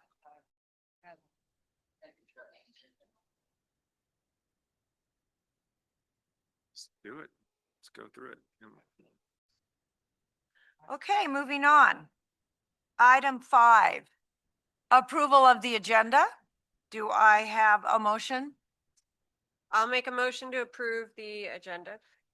Okay, thank you. So if we're going to continue on with our meeting, so if people want to continue talking, you're very welcome to stay here quietly or you're very welcome to go out into the hall. Okay, do we have a second? I'll second. Do we have any questions? Okay, all in favor? Aye. Any opposed? No. Okay. I'm wondering on our consent calendar, do we want to do all 3 at the same time or shall we do C separately because it's a resolution? You're fully able to do them all together, even though there is a resolution among them. That is totally fine. Okay, so do we have a motion to approve the consent calendar? I'd like to move approval of the consent calendar items A, B, and C. I'll second. All in favor? Any questions? Any comment on that? All in favor? Aye. Any opposed? Okay. Motion passes. We're going to go to deferred matters, which we have a public hearing.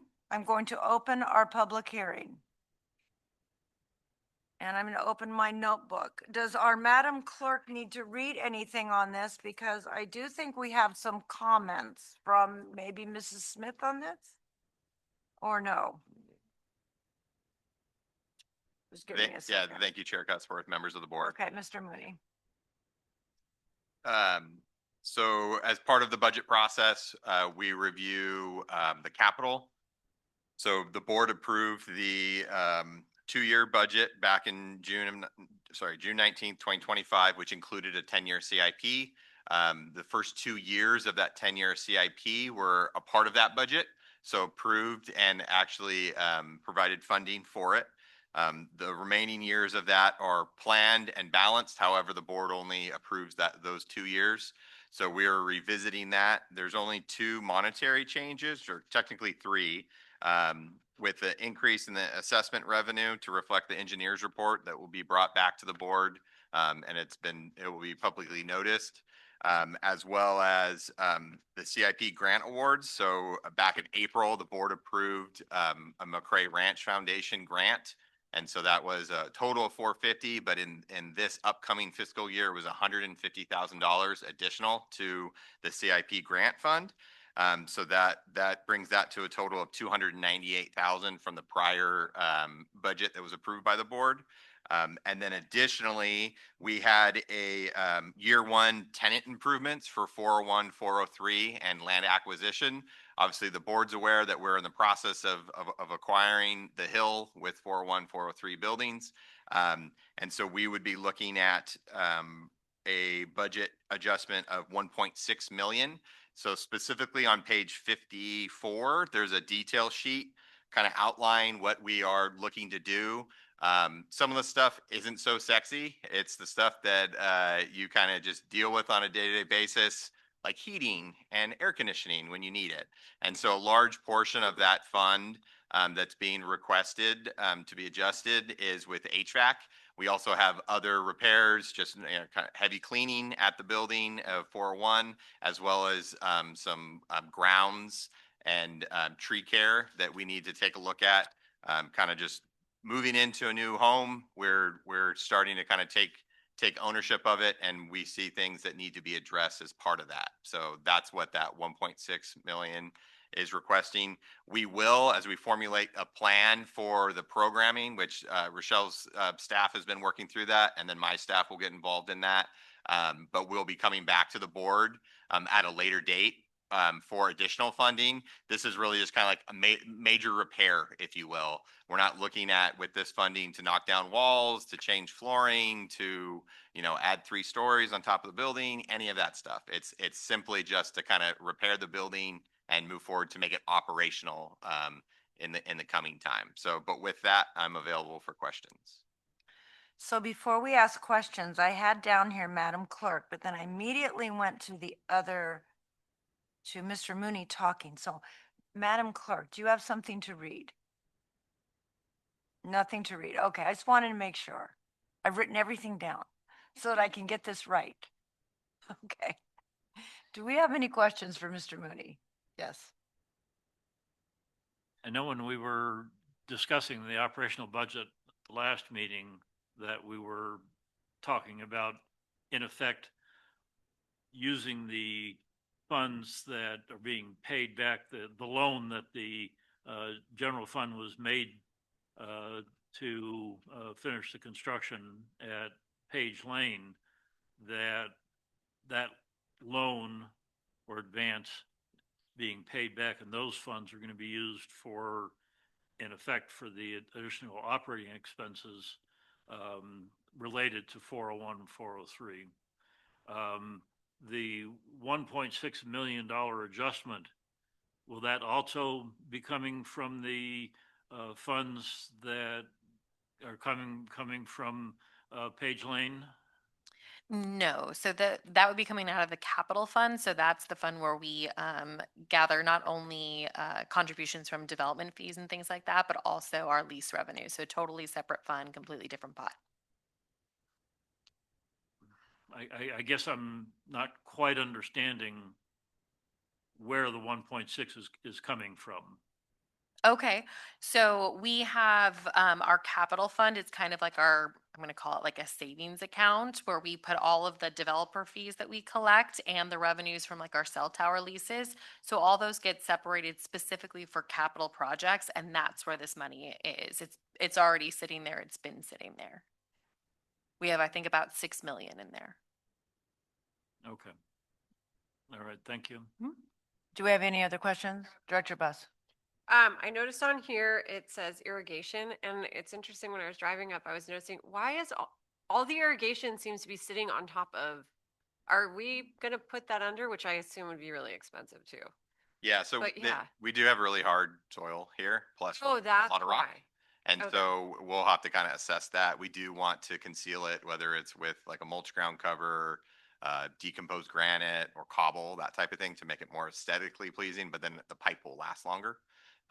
So yeah, the goal would be any irrigation we would try to bury, and we'll be kind of assessing what do we need to keep, what do we need to renovate that's there. Yeah, So, I was just noticing as I was driving up tonight, and I was like, why is all the irrigation sitting on top of? yeah. So. And it's also a different type of pipe too. That's UV rated pipe that's used because white PVC deteriorates with UV rays. So. Oh, interesting. Okay. Thanks. That was it. Any questions? Yes, Director Orozco. Just a quick clarifying question. The 750,000 for the replacement of the HVAC system, is that just for the other building or that's not including this building too? No, yeah, correct? thank you. Okay. Thank you for asking that. So it would be for both buildings, the majority of that, and that's just an estimate that we received working with our city partners back last summer. So we're actually in the process of like an HVAC RFP. So we'll have a better number. We'll be bringing that back to the board when there's a decision. But it's major work at 401, a little bit more minor work here at 403. Great, that's awesome. Thank you. I'm just curious, when I looked at this figure, the 1.6 million, is this a surprise to you? Did this pretty much, when we purchased the property, is this pretty much what you had in mind that we would be doing to fix up the building?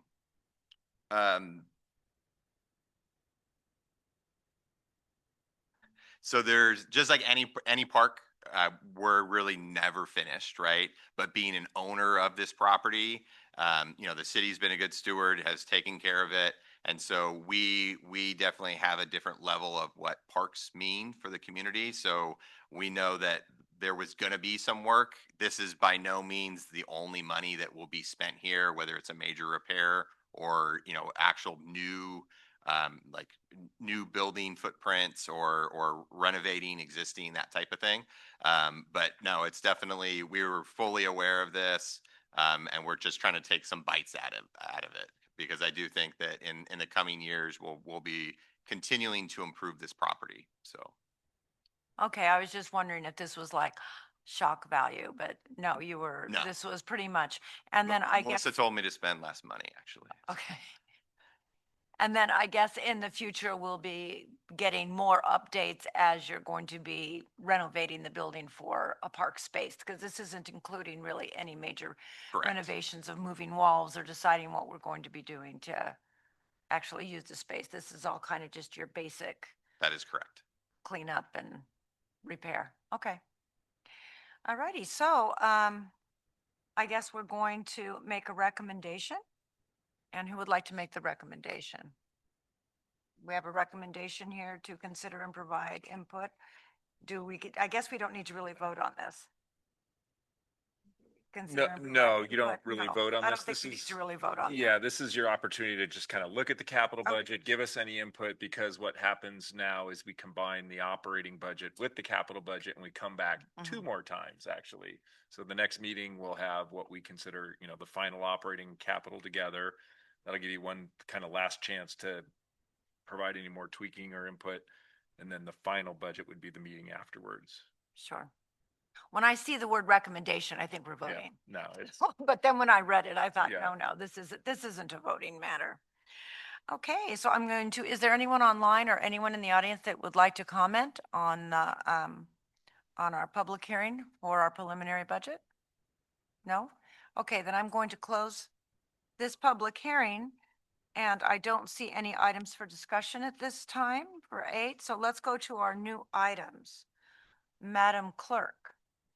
Yes, item 9A, resolution number 052126A, facility rental fees and deposits and photography and filming fees. Okay, and who's going to take this with the staff?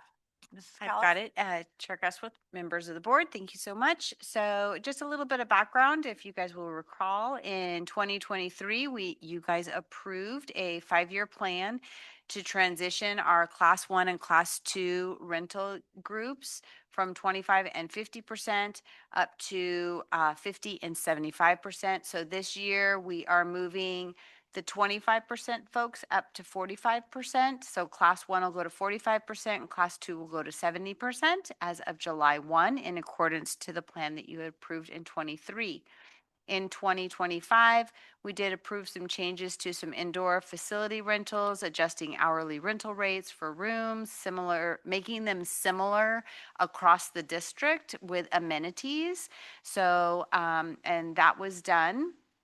So what we're talking about today is a couple more tweaks. So due to minimum wage, we're increasing the on-site staffing fees, the part-time recreation staff, the lifeguards, and the pool managers, along with the groundkeepers. There is no change to the hourly or daily photography and filming fees. There is a additional change to the park rangers for filming times. Those are all based to, as every year, staff wages go up, so those get adjusted when that happens. There is a change with the futsal courts that we rent. There used to be a deposit per time. What we've decided to do to make it a little easier for our user groups is they can turn in per allocation, just like we do with the field. So there's a recommended $100 deposit for if they want to rent 10 times, whatever their season is. And they can get that back as long as there's no issues. There's a porta potty there, there's some equipment there, and we have had some issues in the past. So we feel that the deposit will help mitigate that in the future. For the indoor facilities, you guys have in your packet the current rates and the proposed rates. So the indoor facility rentals, we are looking at going up, give or take about 5% on the yellow ones. It's not on all of them. And then you go down to the picnic areas. This year, James actually did a lot of work. I love having an analyst. Thank you. And he took what he did last year with the indoor facilities and he looked at indoor facilities and he made like facilities, same prices across the district. So there wasn't like I'm renting a room for 50 people here and it's this much and it's a different amount at a different location. So he actually went out to every single picnic area and he counted how many seats and tables and everything. And then he put this beautiful spreadsheet together for me and we went back and forth on some questions and I just really value what he's able to provide to us so that we can make really thoughtful decisions that best serve our community. So he did that with all the picnic areas. And a couple of the things that I really liked that we did, he also looks at our surrounding organizations. He compares prices just like he did with indoor. And so we're not the highest price, we're not the lowest price, we're right in the middle. But one of the things that we are recommending is that instead of picnic areas being called picnic area ABC 1, 2, 3, we are actually calling them pavilions and gazebos. So actually people will know where you're going without having to look at a map because you're looking for the pavilion or the gazebo. So that was really brilliant. He did change a few of the capacities because we had some folks where we were saying, hey, you can rent this for 200 people, but there was only seating for like 144. So unless you bring your own chairs and all that good stuff. So he made some adjustments there. This then went into a process that he did with dollar amounts, comparing it to the indoor facilities, and then also having the graph based off what they were already paying and where they kind of went. So ultimately, you can see from the sheet in your packet, it's a give or take, again, right around a 5% increase if anything was increased. So I believe that is all I have, and I'm available for questions. Do we have any questions? Director Huffer? Yeah, a couple of questions or several questions, Rochelle. Maybe you mentioned this, I just missed it, but I was trying to figure out in the proposed section, there are certain numbers that are highlighted in yellow. What does that mean again? So the yellow are the only ones that changed. So the proposed means it's a different amount than it is currently. So it's going up a little bit, or some of them went down a tiny bit. Okay. Did that make sense? I was. So the yellow, those that are yellow, there was a change from what they're currently paying right now. Okay. Yeah, I sort of went buggy-eyed this afternoon trying to, I shouldn't have put them in a binder. I should have had everything laid out on a table, trying to compare current with proposed. And I almost did that next to each other for you. So Yeah. I actually went buggy today and I put them next to each other so I could answer questions about percentages if I needed to. Okay, but I mean, just as an example, when I was looking at the proposed fees, Dos Vientos Center, Community Center, Mm-hmm. I guess the only one that was changed was the gymnasium. Everything else, Mm-hmm. Dos Vientos, and the same thing is pretty much for Global and some of the others. But I was just using Dos Vientos as an example that Mhm. nothing changed, and the reason that we had already talked about, or we had already agreed a year or two ago that the class one and class two, it was a stepped up. So those are changing as part of that stepped up process. So that's why those are changing, but most of the other rates are not changing. So the class 1 and 2 for your fields are changing based off percentage, but on fields, the actual 100% rate, the district rate is not changing for fields. Yeah. Yeah. Okay. And then, the picnic areas. First of all, I think you should be automatically charging much more for the picnic areas now that they have really cool names. I mean, section A or part B or whatever, it's very boring, but with these really fancy names and what was it, the lawn or something like that. I think it should be, you probably ought to be charging the chili cook people a lot more for using that grassy area. So, no? Oh, okay. I know, I don't get that. I was just on maybe this was part of him going out and measuring everything, but in the proposed fees for picnic areas, the Borchard Center, the pavilion and the gazebo, seating numbers were the same, 130, but the rates were actually lower for those two picnic areas than they were in the current rates. Correct. There are several that went down a little bit because when we did when he does his beautiful math and he puts in the numbers, there were some that the numbers were a little bit lower and so the fee went down a tad. Yes. Okay.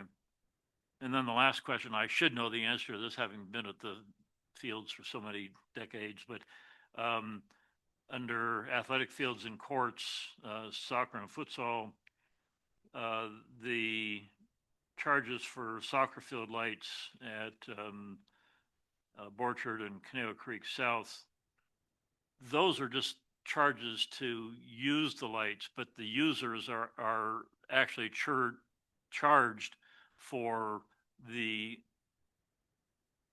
electrical usage, correct? So that this is just sort of a base rate, the 1440, is that per hour? I'm not even sure. I believe so, But, yes. but I mean, that's just the rate for using the lights, but the groups are charged for the actual electricity used? The way we get the fee is based off of what it costs us.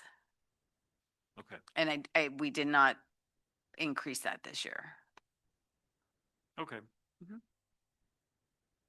As I said, I went crazy looking at all these numbers, so better you than me. Thank you. Do we have any other questions? Director Buss? I would just like to say that I hope you tell James that I love this and I would love to see a spreadsheet, and I cannot imagine how satisfying all of that was for him, because as someone who loves spreadsheets and numbers, just hearing you talk about it, I was like, oh my gosh, what a fulfilling day, week, however long it took him. Seriously. I just love that he went out and counted. When he told me he Yes. counted picnic benches and seats, I was like, really? Okay. I mean, that's great. So I'm curious, did you ask him? Nope. He just was like, you know what? I'm going to take a look at this and go through this. He's amazing. We'll have questions every once in a while, but he comes up with it. People like that, like I do. I really appreciate that. That's amazing. And I also want to say that now I can have my 16U soccer field and not get moved to a 12U soccer field, so I can practice correct corner kicks this season. Okay, now that I know it's $14.40, if Bob Token moves me, I am going to say I will pay the $14.40 so I can practice true corner case. Thank you, Chuck. Director Orozco. Thank you, Chair. Yeah, just a couple comments. The renaming convention, I literally wrote, I like this when I was reading it. And then I also just want to say I really appreciate our efforts to keep costs to a minimum to maintain a sense of accessibility for our families. The only question that I did have was I was just curious in 2025 when we made that change across the district to allow for rental spaces to be relatively equal regardless of where you're renting. How is that going in terms of like Great. feedback from the community and from staff? No problems. Nice. I have not heard anything. Great. Yeah. Thank you. Thank you. And I'm really thrilled to know that you, Director Buss, just got very excited looking at this Excel sheet. And we all have different talents and things, and that's what makes us such a good board, is that we all have that. But I do have to say that this is beautifully done and very clear to read. And so I think that that is nice for our community, that if they want to know how much it is to rent a facility, this is very clearly done. It's very beautifully done. So thank It's you. very well thought out, and our team really is wanting to make things as easy and equal for community members. So, and I really appreciate their work that they do. And I was just impressed at how many places we have to rent, like the Wisteria in Conejo Creek Community Center, not Conejo Creek Community Center, Dover and Hendricks. I was just amazed that I thought, I didn't know you could rent one of those Wisteria. One of our most popular rentals. So, very interesting that people can make plans and use all of these different things in our community at really a very reasonable price. So thank you. So do we have a recommendation I'll to make a adopt this recommendation. resolution? So it is a resolution. So I'll make a recommendation that we adopt the resolution 052126-A. Do I have to read all of it? yeah. Setting Well, okay. Setting the facility rental fees and deposits and photography and film fees for the Conejo Recreation and Park District effectively July 1st, 2026. and that it be read in Oh, It's a and that it be resolution. read in title only. title only, Oh, and all future readings be waived. thank you. Do we have a second on that? I'll second. Okay, thank you. And so can we, all in favor? We need it read first. Oh, we have to have it read. I'm gonna have to write down, I have Madam Clerk and I've underlined resolution. Next month I'll write red. Please, Madam Clerk, will you Yes, read that resolution course. for us? Resolution number 052126A, a resolution of the Board of Directors of the Conejo Recreation and Park District adopting a fee schedule per district ordinance. Okay, and we already voted. Do we need to vote again? Or did we do it in the right order? We have a motion and a second. It's been read. Now we take a vote. We didn't take a vote yet? Okay, thank you. All in favor? Aye. On any opposed? Okay, motion passes. I was pretty sure we had voted on that. All right, let's go to 9B. Madam Clerk. Item 9B, resolution number 052126B, requesting consolidation of CRPD election with November 3rd, 2026 general election. Okay. And I'll take that. So thank you, Chair Cusworth and members of the board. You'll notice that our executive assistant, Raquel, had a lot to do with this board item, which I greatly appreciate. So it's great to have super capable people.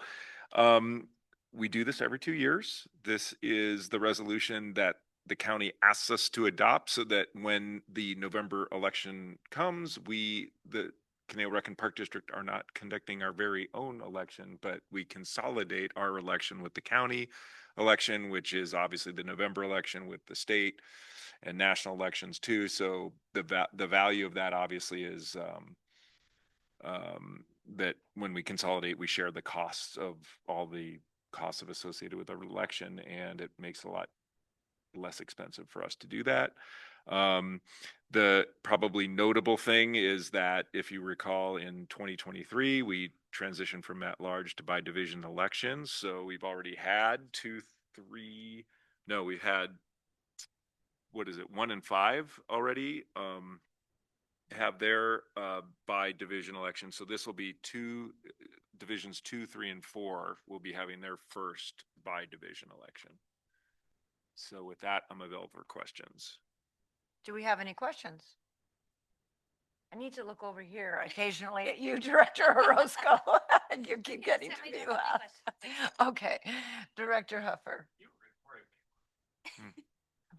It's just a matter of interest, doesn't really have anything to do with the resolution, but it says in the therefore section that if there's a tie vote, that it's determined by lot, and I'm just curious, is that a coin toss or rock, paper, scissors, or how exactly, what do they mean by lot? I believe that is done through the county elections office, and I'm not sure, but it is I know that it is a random, chance thing. Pick a number, 1 through 10, whoever's close. I don't know how they do it, but the reason that it's in there is if you don't have that in there, you actually, in theory, if you actually have a tie, you have to have a runoff election, and then you are paying for your very own election. So that's the reason that's in there.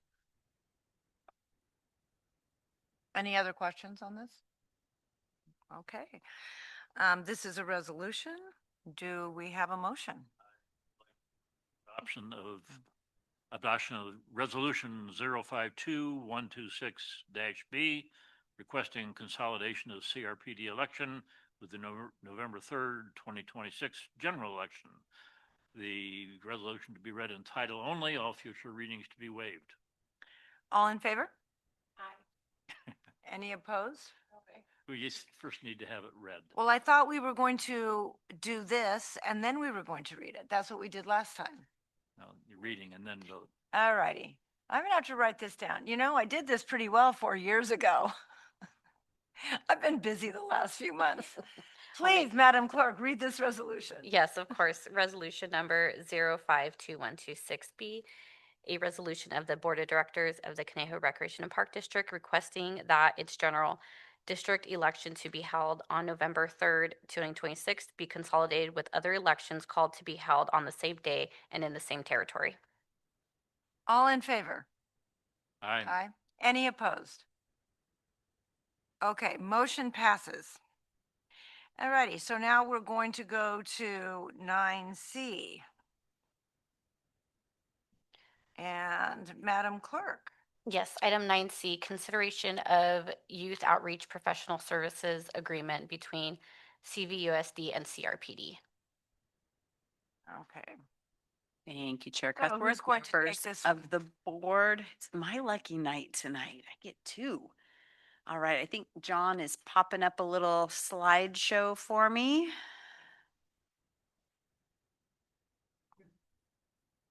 In just a moment. But as you guys know, youth outreach has been around since about 1978. When it first started, it was funded through the city and CRPD, and it was on the school sites. And then at some point, the city school district wanted SROs, and so the city funded the SROs, and the school district partnered with us to cover the costs of the program. It's been a 50-50 split for many years. So tonight we are here to talk about signing a new agreement with them. They are still interested in us doing this, which we're super happy about. It gives such a great benefit to the community. We currently have 4 youth outreach specialists. We have a new one that just started, and they go out to all the middle schools and all of the high schools. They provide mentoring, meetings, one-on-one, referrals from parents, teachers, school personnel with the kids. They support the kids. They give them social cues and ways of being able to interact with each other appropriately. And the school district currently is budgeted or is budgeting, and as long as we pass this, they will take it to their board, I believe, next week or next month. It's 100,000 and we put in 100,000, so we get about a $200,000 budget. We haven't exceeded that in the past. It's possible that it could happen in the future, but we stay really close to in our budget. And these services, they do about 75% of their work throughout the school year, and then about 25% of their work is done in the summer, trying to keep the at-risk youth engaged and involved in other things. They do a camp also for 2 weeks. That's part of this. So a lot of really great things that happen. I believe the school district really appreciates it also. So with that, in your packet, you have the actual agreement. The way the school district does it now is it's not an MOU, it's like a service contract. So what I'm asking tonight is for approval for the general manager to be able to sign this agreement, which they will then take to their board. And then we will be all set for 2 years for us to be able to continue the youth outreach program. With that, I'm available for any questions. Do we have any questions? Director Orozco. Yeah, just quick question. How long have each of the 4 individuals been helping with this joint project? Goodness gracious. So Gustavo just started. Dan has been here in the program. He worked with Brenda. Brenda hired him 15 plus years. Crystal and Luis started about the same time, and that's since I've been here. So I am guessing about 6 years, 5 or 6 years. That's fantastic. This is a really wonderful program, and I'm glad that we can partner with the school district to provide these services. So thank you. Director Huffer. Yeah, not a question, just a comment. When I first joined the board some years ago, I had no clue that this was going on, that there was anything that the park district and was working with in the school district. And we get the periodic reports on what the 4 of them are doing and their predecessors have been doing. I think the students in our system are probably getting a pretty good deal if it's only $200,000 for everything that our folks are putting into this. And to read, I appreciated the specifics as to what it is they're actually doing with individuals, with groups, and in the community, at the school, at the teen center. It's a pretty amazing program, and it's just I'm really proud that we have something like that we can partner with the school district on. And as you're bringing that up, in your packet is the youth outreach report. It's your quarterly report. Just so you know, it was brought to my attention. There is a small error. So on the front page under January for meetings, it's actually not 114 that happened at that school. It's 14 that happened at that school. And on meetings for Redwood, it says 29, and it was actually 49. I was also asked what's the difference between a meeting and a student referral. So I found that out too. So student referral is someone from the school or a parent has asked for us to meet with the student. A meeting is any meeting that happens. So the referral is a new student, and the meetings are existing students and or group meetings that they have on campus.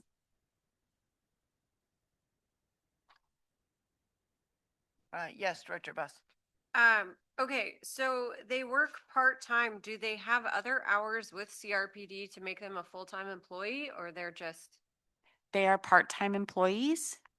They work about 1,500 hours in a year. Wow. Okay. So They must on be the better other at part, do budgeting. they have other jobs or do they just, or do you know? Not that I'm aware of. Okay. Okay, I just want to say how proud I am that we work so well with the school district and with the city for the benefit of our community. And I really appreciate this program and the effort that we're putting into it. So thank you very much. So we have a recommendation to authorize the general manager to sign this. Who would like to make a motion for this? Somebody?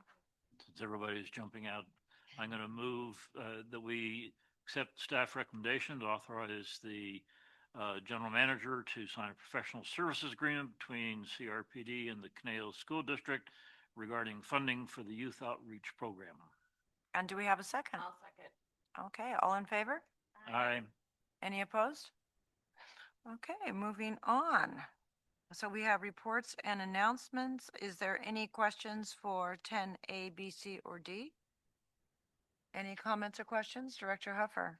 Yeah, I'm just curious as on the budget performance report, it seems to have grown a little bit since what we normally see. Yeah. And I was wondering if we were running, we had an excess of paper or something that we had to print out, or what the deal was. Sorry. I mean, I actually started going through some of that stuff and I thought, wait a minute, what is all this? So, That wasn't supposed to be Yes, so you're- included, and Yeah, you're seeing what I see, and then we condense it to those first 2 pages for you. So it will not happen again. it was very educational, but time consuming. So for you and for me. So thank you. I think we all had that question. Director Huffer, I was wondering what's going on with this. Okay. Yes, Director Orozco. So I don't know. I mean, I'm happy to ask this question later on 10B. I was just curious. I was reading through all of it. I was, and let me find what page it's on. I was just curious about Casca. I noticed that we had a lot of overtime. And I was just curious if that was because something happened, something had occurred, or if we just exceeded the budget for any particular reason. No, so what happened, overtime is really difficult to predict, but one of the things that happened in the last labor negotiations was there's actually rules about having to cash out comp time now. So when staff do work overtime, they have the option of either having it paid out as overtime or they can accrue it as comp time to be used later. So some years they save it and it's used, and some years they cash it out immediately, and it's just hard to predict. Got it. Thank you. Do we ever have, anyone else have any comments on item 10, reports and announcements? Okay, let's move on to our department reports. Park Division. Thank you, Chair Cusworth, members of the board. As some of the speakers spoke about the livestock and equine temporary use at the ETI area and Conejo Creek West for horses and other livestock due to the fires. We did open up Conejo Creek South, mostly the parking lot. We did have firefighters. It was the fire camp for the county. And so we had firefighters sleeping on the grass, and we had equipment. We do have most of it's moving on and out of the property due to their operations with the fire. But we will have some trailers and some porta potties, like temporary toilets and such, on the property for a couple days. But our staff would confirm that fields were mowed, and then we were putting down irrigation this morning. So just FYI on that. But I'm available for any other questions. I have a question. Do they pay us to use that as a facility, or are we volunteering? We always open up the facilities. That's kind of something that we deal with after the fact. So depending on, because it's an emergency situation. Yeah. But we do send a bill for that. Yeah. Okay, I kind of figured, but I was A very reasonable bill. I'm sure it is. But yes, I am excited the soccer tournament's on. Yay! Thank you. So I have another question. Was the Rancho Potrero area used for animal evacuation? Don't we also have stables there? Yeah, so I did not talk with Brian McQueenie and Sarah, who operate that, but in the past they've taken on quite a few as well. there. So, but I think geographically and with the timing with this fire, I think the Conejo Creek West was utilized just because of proximity. So. Okay, thank you. Okay, if there's no other questions, can we go on to Recreation Division report? Absolutely, thank you. And I do have a report today. So a couple of things, end of the year safe passage events, just in case you guys want to know. And I think Raquel might have put one of them on your calendar, but did want you to know tomorrow at Thousand Oaks, the Thousand Oaks Community Center will be hosting the Shadows Apartment end of school year event from 4:30 to 5:30 at the Shadows Apartment. Conejo Community Center will be doing it on June 5th from 3:30 to 5 at Dover and Hendricks. Orchard will be doing their street fair, which I think is what Raquel was putting on your guys' calendar on June 6th from 10 to 2, not 10 to 4. And then on June 16th, they're going to be taking a bus and going to Moore Park College. I do not have the time yet. That's a really fun field trip. If you haven't been on it, it's really a cool time to go and check that out. And the kids get to see the college, and usually they do the zoo and some other science different things. Rec Van's going to be at Conejo Community Park this weekend on Saturday with some bird watching from 10 to noon. Don't forget the Memorial Day concert with Garth Guy. There's a blood drive at Borchard on Saturday from 9 to 2. And the therapeutics unit, their basketball team, it's 2 to 3 teams, are going to the Special Olympics in Downey. So they're doing a Special Olympics event. So, and with that, I'm available for questions. Do we have any questions? Okay, moving on, Management Services.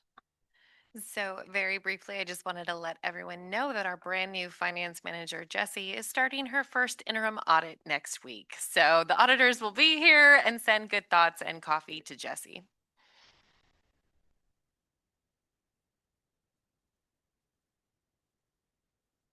General Manager's report. Yes, thank you, Chair Cusworth, members of the board. I'm mostly focused on what's going to happen at the next meeting. Our next board meeting will have our debt policy and a lease with the MRCA and lease back. That is the financing mechanism that we've worked out with our financial advisors and our bond counsel. And we should be able to set in motion all of the things necessary for us to be the owners of this property by June 30. So that is our goal, is to close escrow by June 30. So at our next meeting, it's a big deal, like a lot of consequential decisions. Essentially, we'll be borrowing $15.15 million. We've had conversations with the bank and our financial advisors and our attorneys, and everything is looking good. You may have heard me refer to the lease back with the MRCA with certificates of participation, or COPs. Those are a financial security that the bank is actually not asking for, so we won't have to worry about COPs. So it's going to be a simple lease back. And you'll be getting all this paperwork, and you'll be getting much smarter people than I here at the meeting, our bond counsel and financial advisors, to help walk us through all of the paperwork. But basically, we're borrowing $15 million. We're going to have a mortgage on the property. There'll be a lien against two or three of the 8 parcels that we're purchasing, and we'll be the owner of this building, the next door building, and the 61 acres that make up Fireworks Hill. So it's pretty exciting. Yep. And then next week, I think a couple of you are going to the CARPD conference, so I'll be there as well, and I'm going to be doing a presentation on partnerships. Yep. Yes, Mr. Friedel did a fabulous presentation on partnerships for VCSDA. So is you going to be doing the same one? A little modified, but yeah, similar. I'm stealing some of it, sure. Yeah, it was a very good presentation. So I'm excited to hear the new rendition of it. Okay, let's go on to our director's reports. So should we start with Director Huffer? Thank you, Madam Chair. A few things going on the past couple of weeks. I was at on the 9th, I was at the Grayson Wolpert dance over at the Teen Center. I was actually there part of Kiwanis, but they had a big crowd there. I didn't, were you there, Rochelle?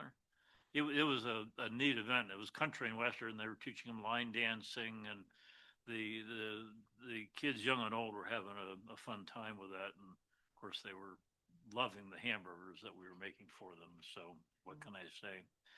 I have to. I haven't had a chance to apologize to Wyatt. I had tickets for the cowboy cookout and did something to my foot Friday or something, and I could barely walk 2 steps, so I missed the cowboy cookout. 19th, I went to the all district band concert over at the Civic Center. It was the Westlake High School band and associated middle schools and elementary schools, and that's always a fun event. Particularly the high school player. I mean, they are so good. They're so good. So I mean, they had one of the graduating seniors from Westlake High School just briefly spoke and talked about the importance of the arts education, and particularly the music education that he got. He started in the elementary, middle school, and high school program, so he's been through the whole thing. And I can't remember. He's not Juilliard, but he's going to one of the well-known music schools to continue his music education, which started with the school district and us with all of our instrumental programs. So that was pretty neat. And then last night, Doug and I attended the Costco board meeting, and what was it, Jim? It was 400 and some acres that over by the Newberry Academy. I think it's like 140, 140. 140 acres. Yeah. The Costco is not yet actually taking the property, but starting the paperwork so that all of that open space behind the academy and the various retail outlets are going to eventually end up in Costco's hands. So that's going to be a huge addition to our open space. So that's all I have. Okay, well, that was quite a bit. Director Buss. Okay, so I missed the last board meeting. So before that, I was at the Gratitude Circle Awards. I was at Conejo Creek North for 2 days for the chili cook-off, hanging out there. My kids love it, driving the golf carts. I don't know if all the Rotarians love seeing my kids drive the golf carts, but it's good for their blood flow, I figure. Gets all the plaque out, watching them drive around. And then we had the finance audit meeting, and I did go to ETI 37's Gymkhana, and it was really fun, and my little lady did an amazing job, and so it was really fun. I was out there all day. Thank you. Director Orozco. Yeah, my report's short and sweet. I, like Director Director Huffer, went to the first opening night of the All District Music Festival's band night on Monday.